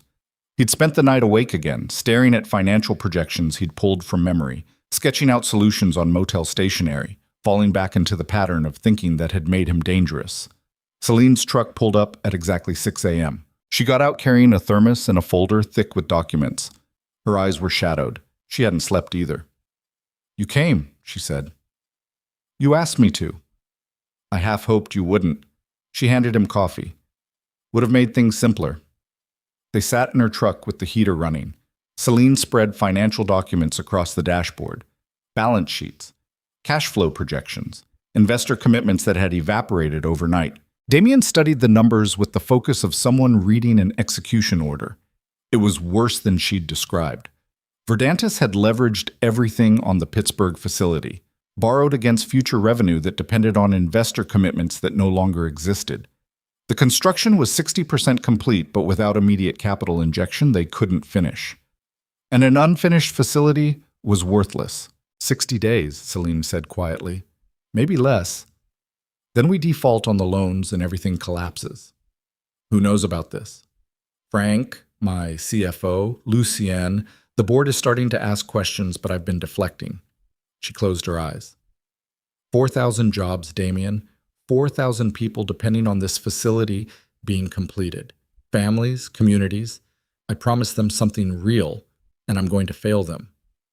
No, you're not. You can't know that. Yes, I can. Damian pointed to the cash flow statement. This is fixable. Difficult, but fixable. How? Bridge financing. You need someone to front the capital to finish construction. Once the facility is operational, revenue will cover the loans. He was already calculating. The problem is finding someone willing to take that risk in this market. I've tried. Everyone's spooked by the macro conditions. Tech sector bleeding into everything else. Risk appetites are non-existent. Then we make the risk look smaller. Damian pulled out his phone. Dead battery still. I need to make calls. Can I use yours? Selene handed it over slowly. Who are you calling? People who owe me favors. He started dialing from memory. People who'll take my call even after 6 weeks of silence. The first 3 calls went to voicemail. Investment firms that had worked with Vale acquisitions on past deals. Damian left careful messages. Professional, no desperation, just an opportunity they might find interesting. The 4th call connected. Marcus Webb. The voice was cautious. Marcus, it's Damian. Silence. Then, Jesus Christ, where the hell have you been? Do you have any idea? I need a favor. A favor? Your company is imploding. Serafina's father is threatening lawsuits. Richard is trying to stage a hostile takeover of your stake, and you want a favor? I need you to connect me with Chen Capital. Tell them I have an opportunity they'll want to hear. Chen Capital won't take your call, not after you disappeared. They will if you tell them it's a Verdantis deal. Marcus was quiet. Selene Arden's company? The sustainable materials thing? Yes. Why would you be pitching deals for her company? Because I'm helping her. And because this is the kind of opportunity Chen has been looking for. ESG focused, revenue generating, exactly their new mandate. Damian, what the hell is going on? I don't have time to explain. Can you make the introduction or not? Marcus sighed. I can try, but you need to come back to New York. Your company is dying. Let it die. What? Vale Acquisitions. Let it die. I don't care anymore. Damian watched Selene's face as he said it. I'm doing something different now. He hung up before Marcus could respond. Selene was staring at him. You just told him to let your company die. It's already dead. Just took me 6 weeks to admit it. That company was worth nothing that matters. Damian started dialing again. Chen Capital is venture-focused. They've been moving into sustainable infrastructure. If I can pitch them properly, they'll bite. And if they don't, then we find someone else. There are always options if you're willing to look hard enough. The next 2 hours were brutal. Damian made 17 calls. Some went to voicemail. Others connected to people who were angry he'd disappeared. A few listened long enough to hear the pitch. By 8:30, he had 3 potential investors willing to hear more. Frank arrived and found them in the truck surrounded by coffee cups and financial documents. Jesus, he said, you two look like hell. Need to use your office, Damian said, setting up calls with investors. Need somewhere quiet. Frank looked at Selene. She nodded. Fine, but you're explaining this to Lucian when he gets here. Lucian's coming? Damian asked. Called this morning, said he's flying in to check on the project. Frank checked his watch. Should be here around 10. Perfect. Just perfect. They moved to Frank's trailer. Damian commandeered the desk and laptop. Started building a presentation from memory. Financial models. Revenue projections. Market analysis. The same skills he'd used to destroy companies now repurposed to save one. Selene watched him work with unreadable eyes. You're different when you do this, she said. You become someone else. Is that bad? I don't know yet. She poured more coffee. When we were married, you'd disappear into work like this. I'd lose you for days. You'd surface eventually, but you were never really back. Always calculating. Always 3 moves ahead. I was an asshole. You were brilliant. She paused. You still are. That's what makes this complicated. The first video call connected at 9:15. Chen Capital. 2 partners on the screen. One of them had worked with Damian on a previous deal. The other looked skeptical about everything. Damian Vale, the first partner said, heard you fell off the face of the earth. Took some time to reassess priorities, and now you're pitching sustainable manufacturing deals? The skeptical one leaned forward. That's not exactly your usual territory. Markets change. I'm changing with them. Damian pulled up the presentation. Verdantis Labs is positioned to dominate the sustainable materials space. Vertically integrated supply chain. Proven revenue model. The Pittsburgh facility will triple production capacity once operational. Once operational being the key phrase, the skeptical partner interrupted. Word is they're running out of runway. Word is wrong. They're 60 days from completion with secured purchase orders exceeding first-year revenue projections by 40%. The only missing piece is bridge financing to finish construction. Why should we care? Because ESG mandates are reshaping capital allocation globally. Funds are flooding into sustainable infrastructure. Verdantis is the rare opportunity that's both ethically sound and financially viable. You get in now, at favorable terms, you're looking at 25% IRR minimum. They grilled him for 40 minutes. Every assumption, every projection, every risk factor. Damian answered with the precision of someone who'd spent 15 years doing exactly this. Finally, the first partner leaned back. Send us the full deck. We'll discuss internally and get back to you by end of week. I need an answer in 48 hours. That's not how we work. Then I'll take it to Redwood Ventures. They've been looking for exactly this kind of deal. The bluff hung in the air. The skeptical partner smiled slightly. Still playing hardball. Good to see some things don't change. He nodded to his colleague. We'll have an answer in 48 hours. The call disconnected. Damian sat back and realized his hands were shaking. Adrenaline crash. He'd been running on empty since yesterday's scaffolding collapse. Selene handed him water. That was impressive. That was survival. He drank. They'll probably pass. Too much risk, but maybe the pressure moves them. You lied about Redwood Ventures. I strategized. There's a difference. Is there? Before he could answer, the trailer door opened. Lucien Moretti stepped inside. The temperature dropped. He looked at Damian behind Frank's desk, at Selene standing close, at the financial documents scattered everywhere. His expression revealed nothing, but his eyes promised violence. Frank said you were making investor calls, Lucien said quietly. Want to explain why? Helping Selene secure funding, Damian replied. I'm handling the funding. With respect, you're not moving fast enough. Verdantis needs capital in 60 days or construction stops. I'm aware of the timeline. Then you're aware we need aggressive outreach to multiple potential investors simultaneously. Put pressure on them. Create competition. Damian stood despite his shoulder screaming. I've been making calls all morning. 3 interested parties. 1 serious conversation already completed. Lucien turned to Selene. You authorized this? I asked him to help. Why? Because he's good at this. Better than anyone else I know. He's also the man who destroyed you emotionally and is currently hiding from his own collapsing empire. Lucien's voice stayed level. Dangerous. And you're trusting him with your company's survival? I'm trusting him to do what he's good at. That's different from trusting him with anything else. Lucien looked at Damian. Step outside. Now. They walked out into gray morning. Workers were arriving for the day shift, cranes warming up, the site coming alive. Lucien led him away from the trailer toward the unfinished east wall. I told you to leave Pittsburgh, Lucien said. Selene asked me to stay. Selene is desperate. Desperate people make terrible decisions, or they make the only decisions available. Damian met his eyes. Your contacts haven't come through. Your investor network isn't moving fast enough. She needs help, and I can provide it. At what cost? No cost. I'm not asking for anything. Everyone asks for something eventually. Lucien stepped closer. Here's what I think is happening. You saw an opportunity. Woman you used to control is vulnerable, needs help.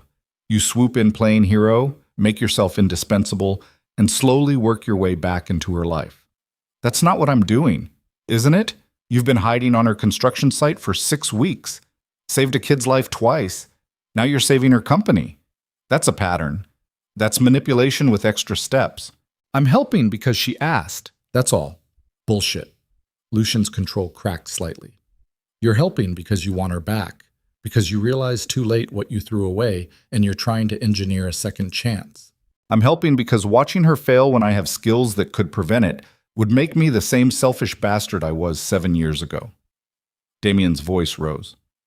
You want me to leave? Fine. I'll leave. But Verdantis goes bankrupt and 4,000 jobs disappear and Selene's dream dies. That's on you. Better than letting you destroy her again. I'm not trying to destroy anything. For the first time in my life, I'm trying to build something. They were shouting now. Workers were starting to notice. Lucien grabbed Damian's jacket. You don't get to build anything here. You don't get redemption. You don't get a second chance with her.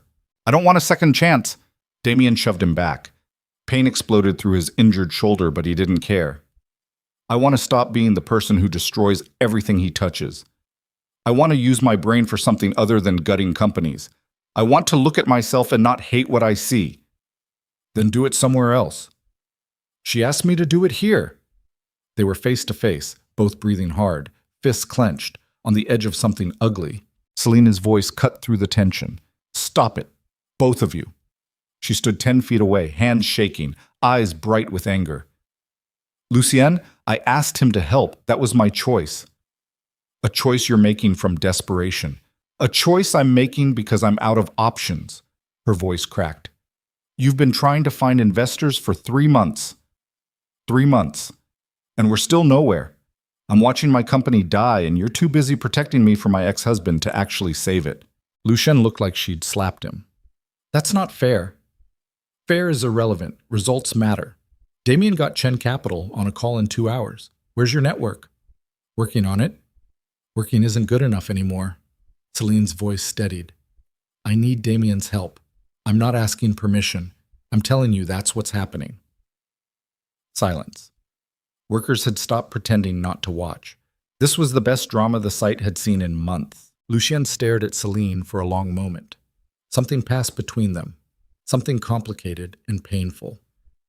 If he hurts you, then I'll deal with it.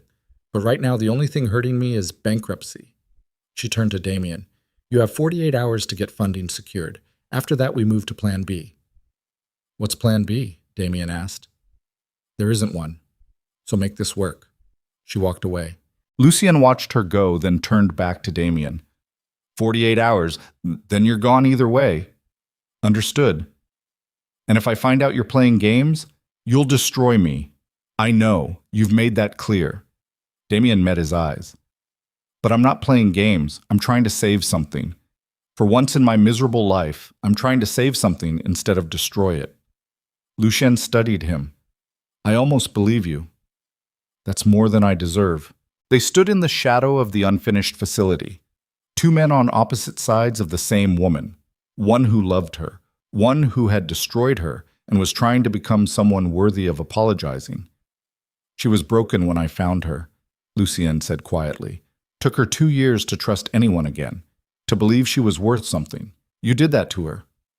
I know. And now you're back in her life whether she wants you there or not. She asked me to stay, because she's desperate, not because she trusts you. Lucien started walking toward his car. 48 hours, Vale?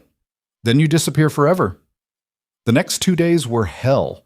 Damian worked 18-hour days, called everyone he'd ever done business with, built financial models until his eyes blurred, pitched the same deal a dozen different ways to a dozen different investors. Chen Capital came back in 36 hours. We're interested, the first partner said. But we need better terms. 20% equity for the bridge loan. 10%, Damian countered. 15, final offer. He looked at Selene. She nodded. Deal. But Chen wanted due diligence. Full financial audit, supply chain verification, environmental impact assessments. Everything that took time Verdantis didn't have. 2 weeks minimum, their attorney said on the call. You have 1 week, Damian replied. That's impossible. Then we go to Redwood Ventures. The bluff again. Thinner this time because everyone was calling everyone, and word was spreading that Verdantis was shopping for capital. Chen's attorney conferred with his clients. 1 week, but we need full cooperation from your CFO and access to all systems. Done. They disconnected. Selene dropped her head into her hands. 1 week. We can do 1 week. We have to do 1 week. Her CFO flew in from Boston.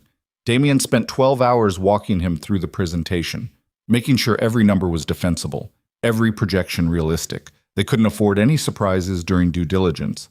Meanwhile, construction continued. Workers building while the financial foundation crumbled beneath them. Frank kept them moving forward on faith and fumes. Day 3, Damian's phone rang. Marcus. Richard's moving, Marcus said without preamble. Filing for emergency board meeting.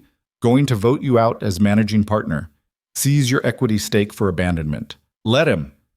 Damian, that stake is worth... I don't care. I'm done with Vale acquisitions. Let Richard have it. You're just giving up? I'm choosing what matters. Damian looked out at the construction site. For once in my life, I'm choosing what actually matters.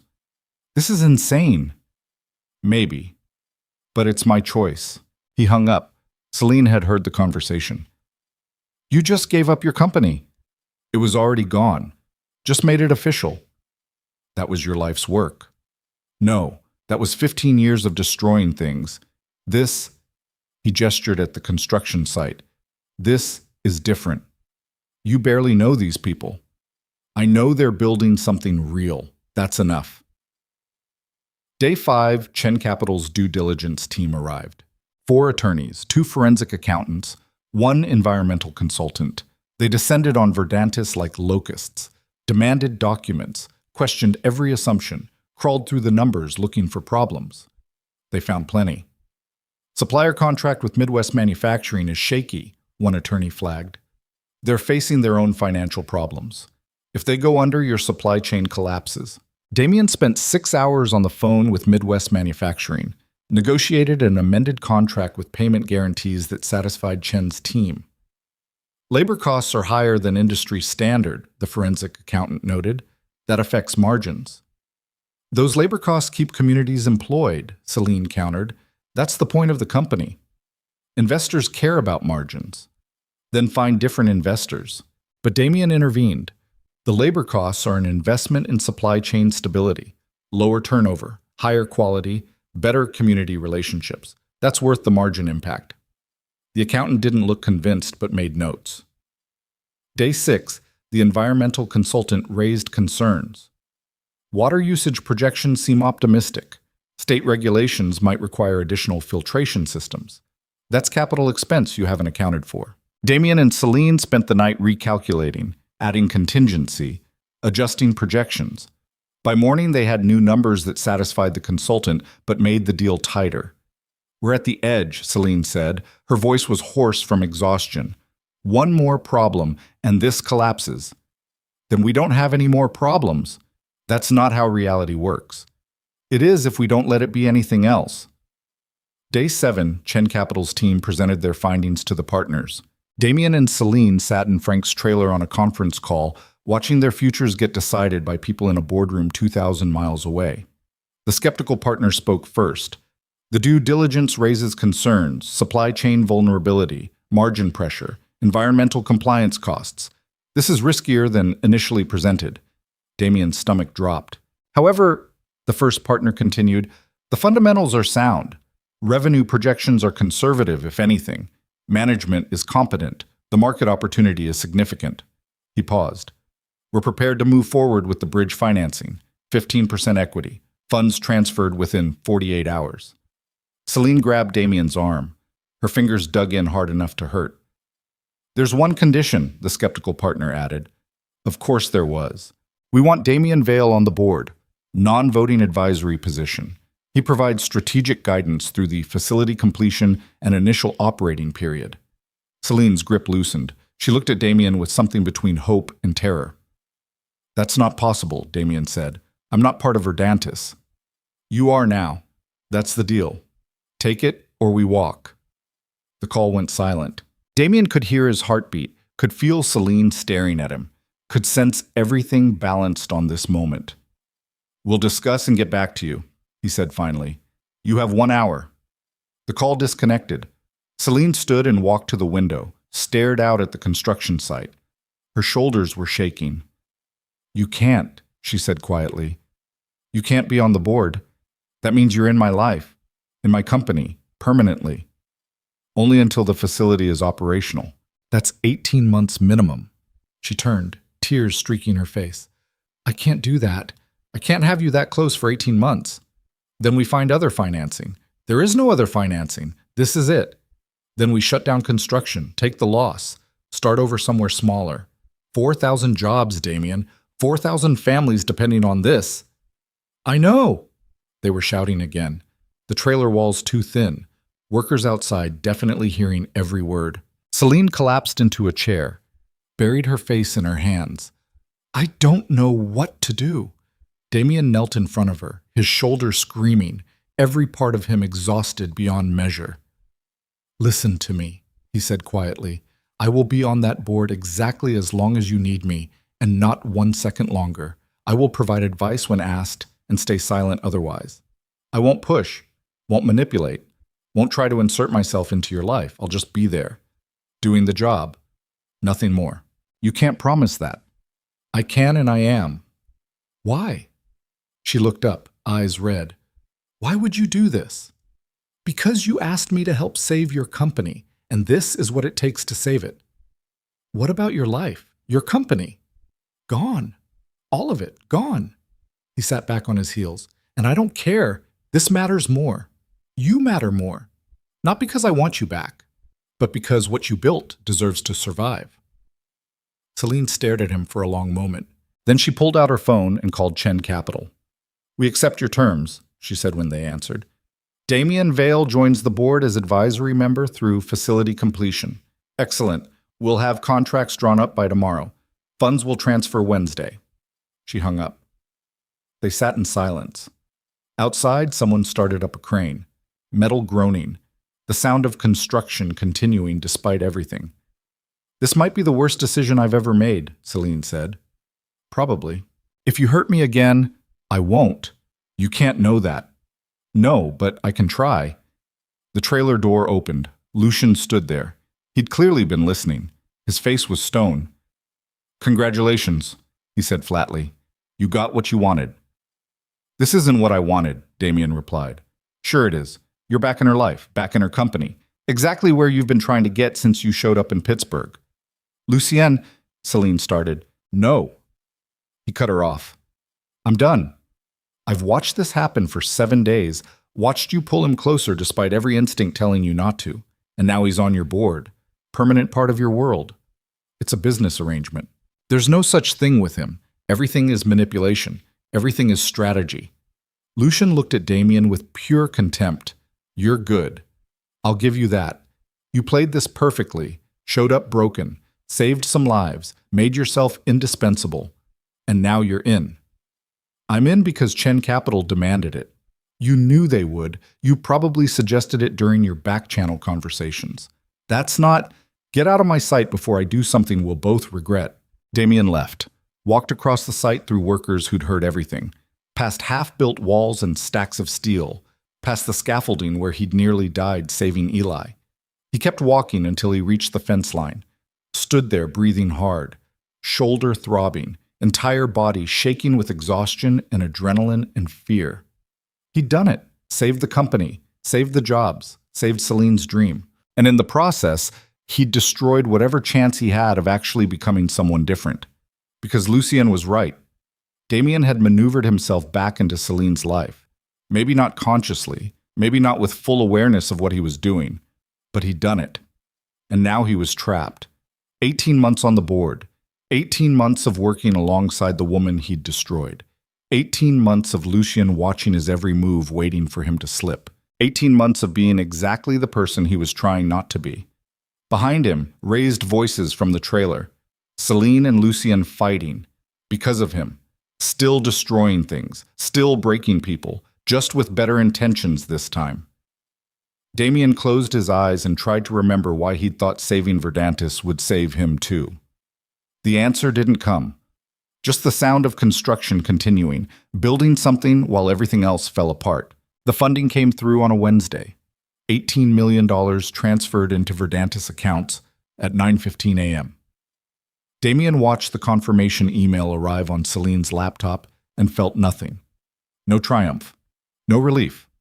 Just the hollow understanding that he'd traded one cage for another. Construction accelerated immediately. Suppliers who'd been holding shipments released materials. Contractors who'd been nervous about payment guarantees returned to full crews. The facility that had been dying on the vine suddenly had lifeblood pumping through it again. Frank gathered the workers at lunch to make the announcement. "We're funded through completion," he said, his voice carried across the site. "No more delays, no more uncertainty. We finished this thing." Cheers erupted. Men and women who'd been working on borrowed time suddenly had security, paychecks that wouldn't bounce, futures that extended past next week. Tommy found Damian afterward. "We did it, you and Selene. You actually saved this thing." "She saved it. I just made phone calls." "Don't do that. Don't minimize what you did." Tommy clapped his shoulder. "The good one. You could have stayed in New York playing corporate games. Instead, you're here covered in concrete dust helping build something real. That matters." But Damian wasn't sure it mattered enough. That night, Lucienne came to his motel. Damian answered the door to find him standing in the parking lot rain. No preliminaries, no pretense of civility. "She broke up with me," Lucian said. The words hit like a physical blow. "What?" "Selene ended our relationship this afternoon." Lucienne's voice was perfectly controlled, deadly calm. "Said she needs space to figure out what she wants. Said having me and you both in her life was too complicated. I didn't ask her to." You didn't have to ask. You just had to exist. Lucien stepped closer. You wormed your way back into her world, made yourself necessary, and now I'm the collateral damage. That wasn't my intention. Your intentions are irrelevant. The results are what matter. Lucien's control cracked slightly. I spent 3 years helping her rebuild, 3 years watching her become whole again after you shattered her, and in 7 days you undid all of it. She chose to ask for my help. Because you gave her no choice. You positioned yourself perfectly. The broken man seeking redemption, the construction worker with hidden brilliance, the hero who saves lives. Lucien's voice was venom. It's manipulation, all of it. You're just better at it than most people realize. I'm not trying to manipulate anyone. Then leave. Right now. Walk away from the board position. Disappear from her life. I can't. Chen Capital made me a condition of the funding. Convenient. It's the truth. They stood in the rain, 2 men destroyed by the same woman in completely different ways. I loved her, Lucien said quietly. Actually loved her. Not the broken version you discarded, the whole person she became. And you took that away. I'm sorry. Your apologies mean nothing. Lucien turned to leave, then stopped. You know what the worst part is?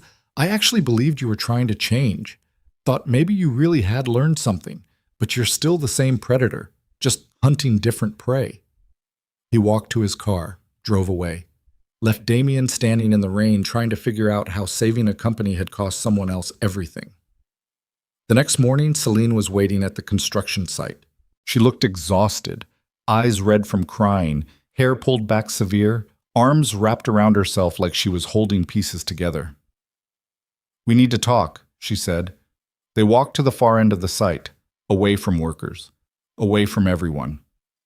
Lucien told you, Damian said. He called last night, said you ruined his life.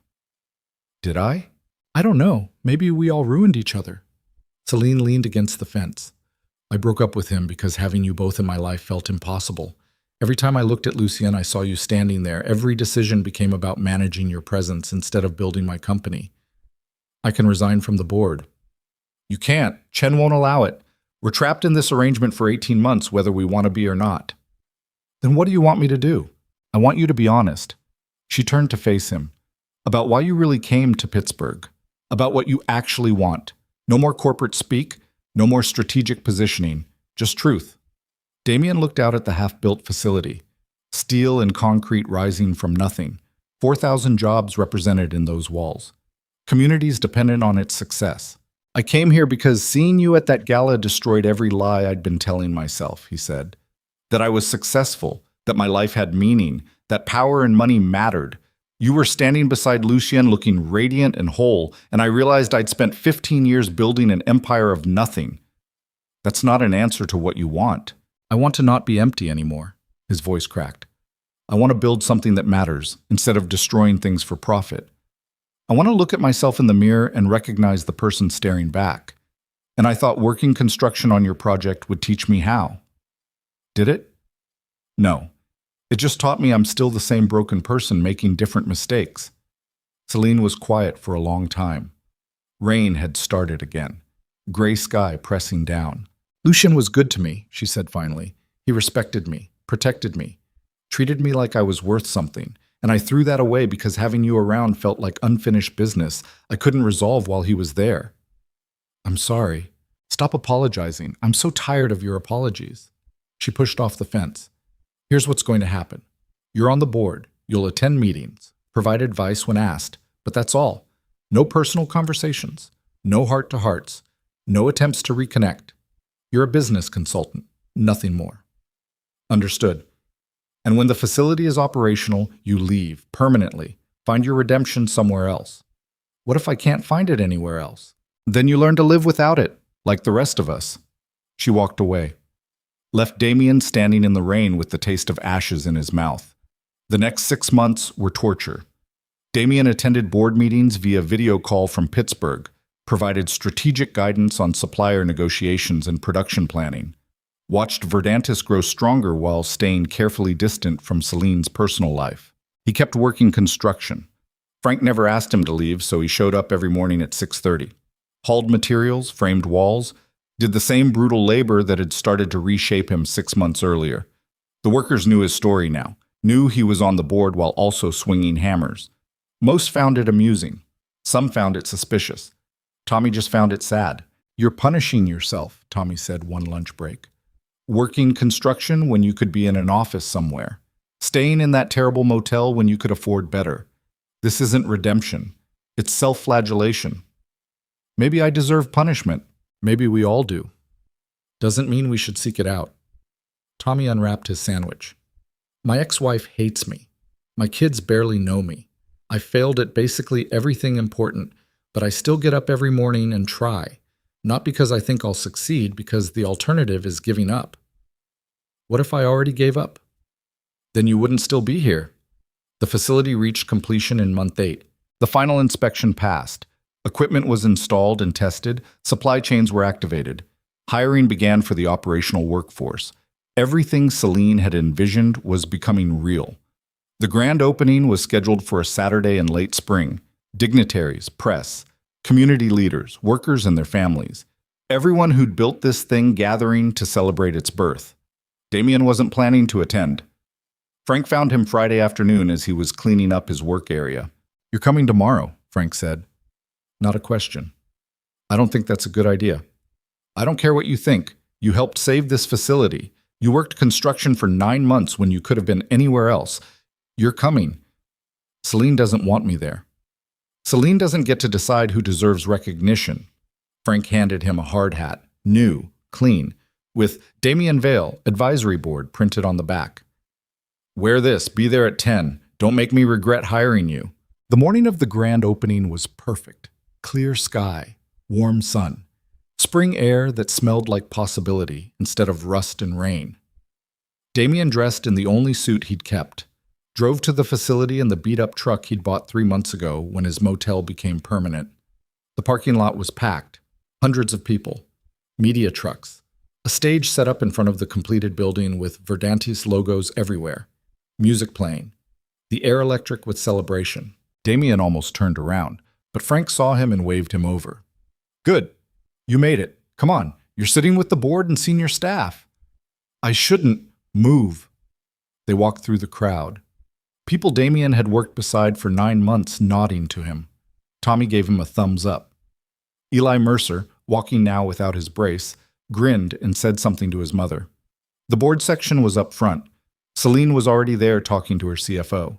She saw Damian and her expression froze. But she didn't tell him to leave.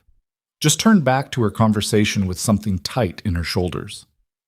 The ceremony started at 10:15. Local politicians spoke about economic revitalization. Community leaders thanked Verdantis for the investment. Frank gave a short speech about the workers who'd built the facility through uncertainty and fear. Then Selene took the stage. She stood at the podium in a blue dress that caught the sunlight. Professional, poised, every inch the CEO who'd built something impossible. 5 years ago, she began, I started Verdantis with a simple question. What if we could build things that made the world better? Not just profitable, not just sustainable by some marketing metric, actually better. The crowd was silent, listening. People told me it was naive, that ethical business couldn't compete, that caring about communities and workers and environmental impact would destroy any company that tried. She paused. They were wrong. Applause.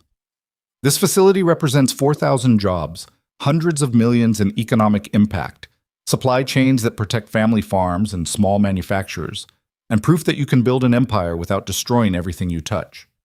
Her eyes found Damian's across the crowd, held for 3 seconds, then moved on. But more than that, Selene continued, this facility represents people who believed in something, who showed up every day even when funding was uncertain, who built walls and installed equipment and welded steel because they trusted that we'd figure it out. Workers like Frank Cordova and Tommy DeLuca and Jesus Moreno. People who make things instead of just talking about them. More applause. Workers standing, proud. And in the spirit of honesty, Selene said quietly, I need to acknowledge someone else. Someone whose involvement was complicated and controversial. Someone who saved this facility from bankruptcy through financial expertise I didn't have. Damian's heart stopped. Damian Vale joined our advisory board 8 months ago. Some of you know he also worked construction here for 9 months, hauled steel, framed walls, saved lives when scaffolding collapsed. He did it while his own company was collapsing, while his entire previous life was falling apart. And he did it because... She paused, gathered herself. Because sometimes people can change. Not perfectly, not completely, but enough to matter. The crowd was silent now, confused, interested. Damian and I have history, Selene continued. Bad history. He hurt me deeply, made me question my worth, and when he showed up here 9 months ago, I wanted him gone. But he saved my company, helped thousands of people keep their jobs, and along the way he became someone I didn't entirely recognize from the person I divorced. Her voice was shaking now. I don't know if that's redemption. I don't know if people really change, or if they just find better ways to hide their damage.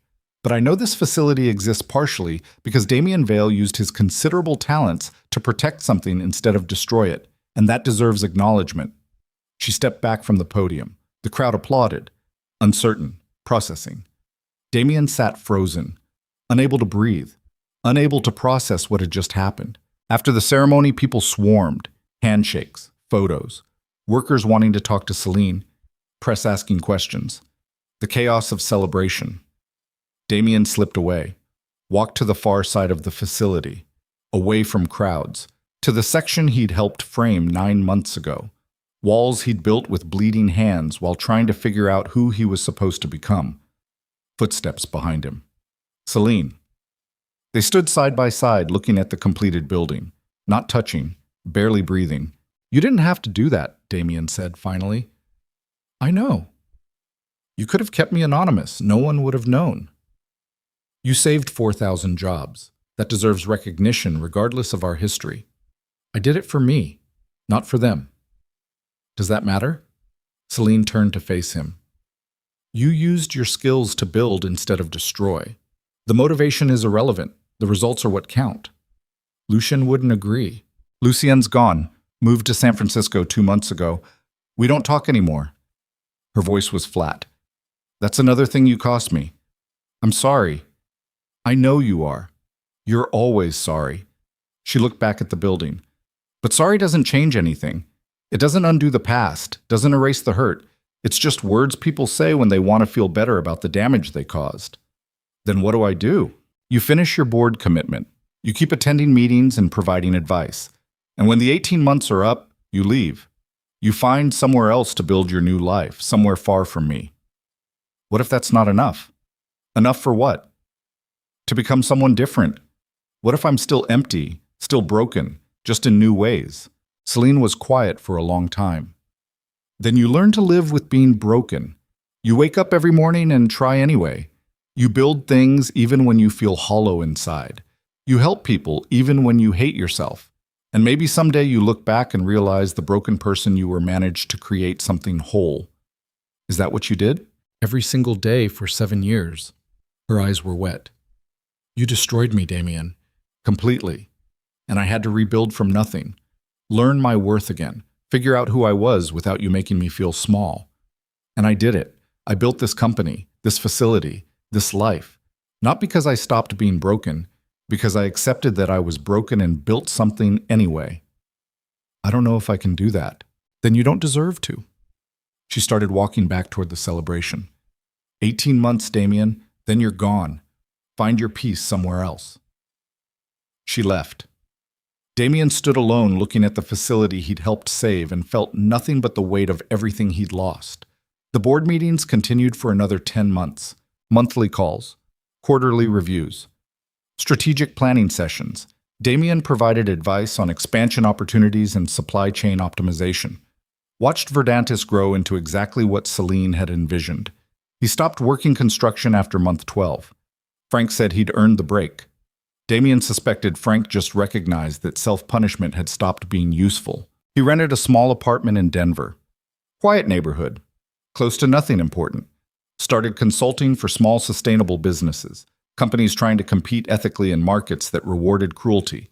He helped them structure deals, find funding, survive against impossible odds. The work paid enough to live on. Not much more. But Damian found he didn't need much anymore. The final board meeting was via video call on a Tuesday afternoon. Selene thanked him for his service. The other board members added polite appreciation. Everyone professional, distant, ready to move on. Your commitment is complete, Selene said. Effective immediately, you're released from all board obligations. Thank you. Do you have any final thoughts? Advice for the company moving forward? Damian looked at her face on the screen. Still beautiful, still strong, completely beyond his reach. Just one, he said. Keep building things that matter. Don't let success make you cruel.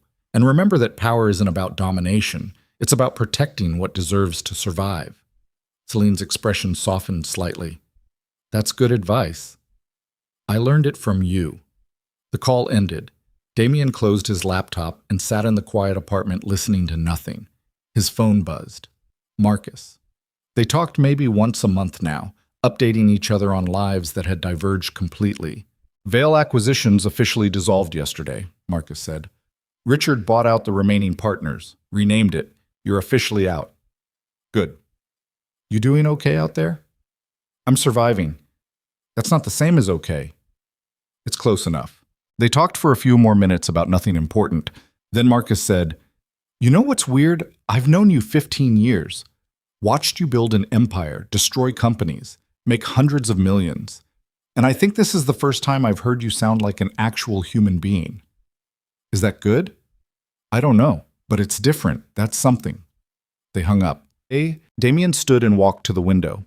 His apartment overlooked a community garden, small plots tended by neighbors, tomatoes and lettuce and herbs growing in raised beds. He'd been watching people work those gardens for months. The careful labor, the patience, the way they protected fragile things instead of crushing them. Last week he'd asked if he could rent a plot. Upbeat. The garden coordinator, a woman named Rosa who'd lived in the neighborhood 40 years, had laughed. You know anything about growing things? No? Then why do you want to try? Because I spent my whole life destroying things. Thought maybe it was time to learn the opposite. Rosa had given him a plot in the back corner, 8 by 4 feet of dirt and possibility. Damian went there now. Late afternoon sun warming the ground. He knelt in the dirt with a trowel and seeds Rosa had given him. Tomatoes. Simple. Forgiving of mistakes. He dug small holes, placed seeds carefully, covered them with soil. Watered gently. The work was meditative, quiet. Nothing like the rush of closing deals or the exhaustion of construction labor. Just the simple act of putting seeds in dirt and hoping they'd grow. Rosa appeared beside him, watched him work for a moment. You're doing it wrong, she said. How? Seeds too deep, need to be closer to surface for tomatoes. She knelt and showed him. Like this. Gentle. Damian followed her demonstration. Adjusted depth, tried again. Better, Rosa said. You might actually grow something. How long until I know if they'll survive? Couple weeks for germination, few months for fruit. Plants take time, can't rush them. What if I do everything right and they die anyway? Then you try again. That's gardening. She stood with a grunt. Most people give up after first failure, but the ones who keep trying usually figure it out eventually. She walked back to her own plot, left Damian kneeling in dirt with seeds that might become something or might become nothing. He finished planting as the sun dropped toward the horizon, washed his hands at the communal spigot, looked at the small section of earth he'd just entrusted with fragile potential. It wasn't much, 8 by 4 feet of dirt, seeds that might not germinate, the possibility of tomatoes that might never exist. But it was his, built by his hands, tended with care instead of cruelty, protected instead of destroyed. And for the first time in 15 years of building empires and tearing them down, Damian Vale felt something close to peace. Not redemption, not forgiveness, not absolution. Just the quiet understanding that maybe becoming someone different didn't require grand gestures or dramatic transformations. Maybe it just required showing up every day and tending small things with patience and care. Maybe it required accepting that you were broken and building something anyway. Maybe it required letting go of the person you used to be and learning to live with whoever remained. 2 months later, the first tomato appeared. Small, green, imperfect. Damian stood in the evening light looking at this tiny fruit he'd grown from nothing and felt tears on his face. Not because it was beautiful, not because it represented anything profound, just because it was real. A living thing he'd protected instead of destroyed. a small proof that change was possible, even for people who'd spent decades being cruel. Rosa found him staring at it. "Your first tomato," she said. "How's it feel?" "Strange," Damian admitted. "I've closed deals worth hundreds of millions, built an empire, and this little tomato feels more significant than all of it." "That's because you grew it yourself. Didn't buy it, didn't take it from someone else. You put a seed in dirt and tended it until it became something real." She smiled. "That's creation. Most people never experience it." "I wasted a lot of years destroying things." "Maybe, but you're here now, growing tomatoes. That's not nothing." She left him alone with his small garden. Damian sat on the ground and looked at the tomato and the other plants starting to grow and the plot of earth that represented the first real thing he'd built in 15 years. Somewhere across the country, Selene was running Verdantis, building her empire, creating jobs and protecting communities, and proving every day that ethical business could change the world. Somewhere in San Francisco, Lucien Moretti was probably building something else, finding new people to protect, moving through power structures with the same quiet danger he'd always had. Somewhere in New York, Marcus and Richard were running what used to be Vale Acquisitions, playing the same games Damian had mastered and abandoned. And here, in a community garden in Denver, a man who'd once been a king of Wall Street sat in dirt looking at a tomato and trying to figure out if this counted as redemption. He decided it didn't. Redemption implied erasing the past, making amends for damage that couldn't be undone, becoming someone worthy of forgiveness. This wasn't redemption. This was just survival. Learning to live with being broken, building small things instead of destroying big ones, protecting fragile life instead of crushing it, and maybe, just maybe, discovering that the person who remained after everything else burned away was someone who could look at himself in the mirror without complete hatred. The tomato would ripen in a few weeks. Damian would eat it, or give it away, or let it rot on the vine. But he'd grown it, from nothing, with his own scarred hands, and that was enough. Not everything, not redemption, not peace, just enough. Enough to keep going, enough to try again tomorrow. Enough to believe that maybe, somewhere beneath all the damage and cruelty and emptiness, there was still something human worth protecting. The sun set over Denver. Damian stayed in the garden until dark. Then he went home to his small apartment and his small life, and the small possibility that someday the broken pieces of who he'd been might arrange themselves into someone almost whole. It wasn't the ending he'd imagined when he boarded that bus to Pittsburgh 18 months ago. It wasn't triumph or transformation or any of the dramatic redemption he'd thought he needed. It was just a man in a garden, growing tomatoes, building small things, learning to be human again, one seed at a time.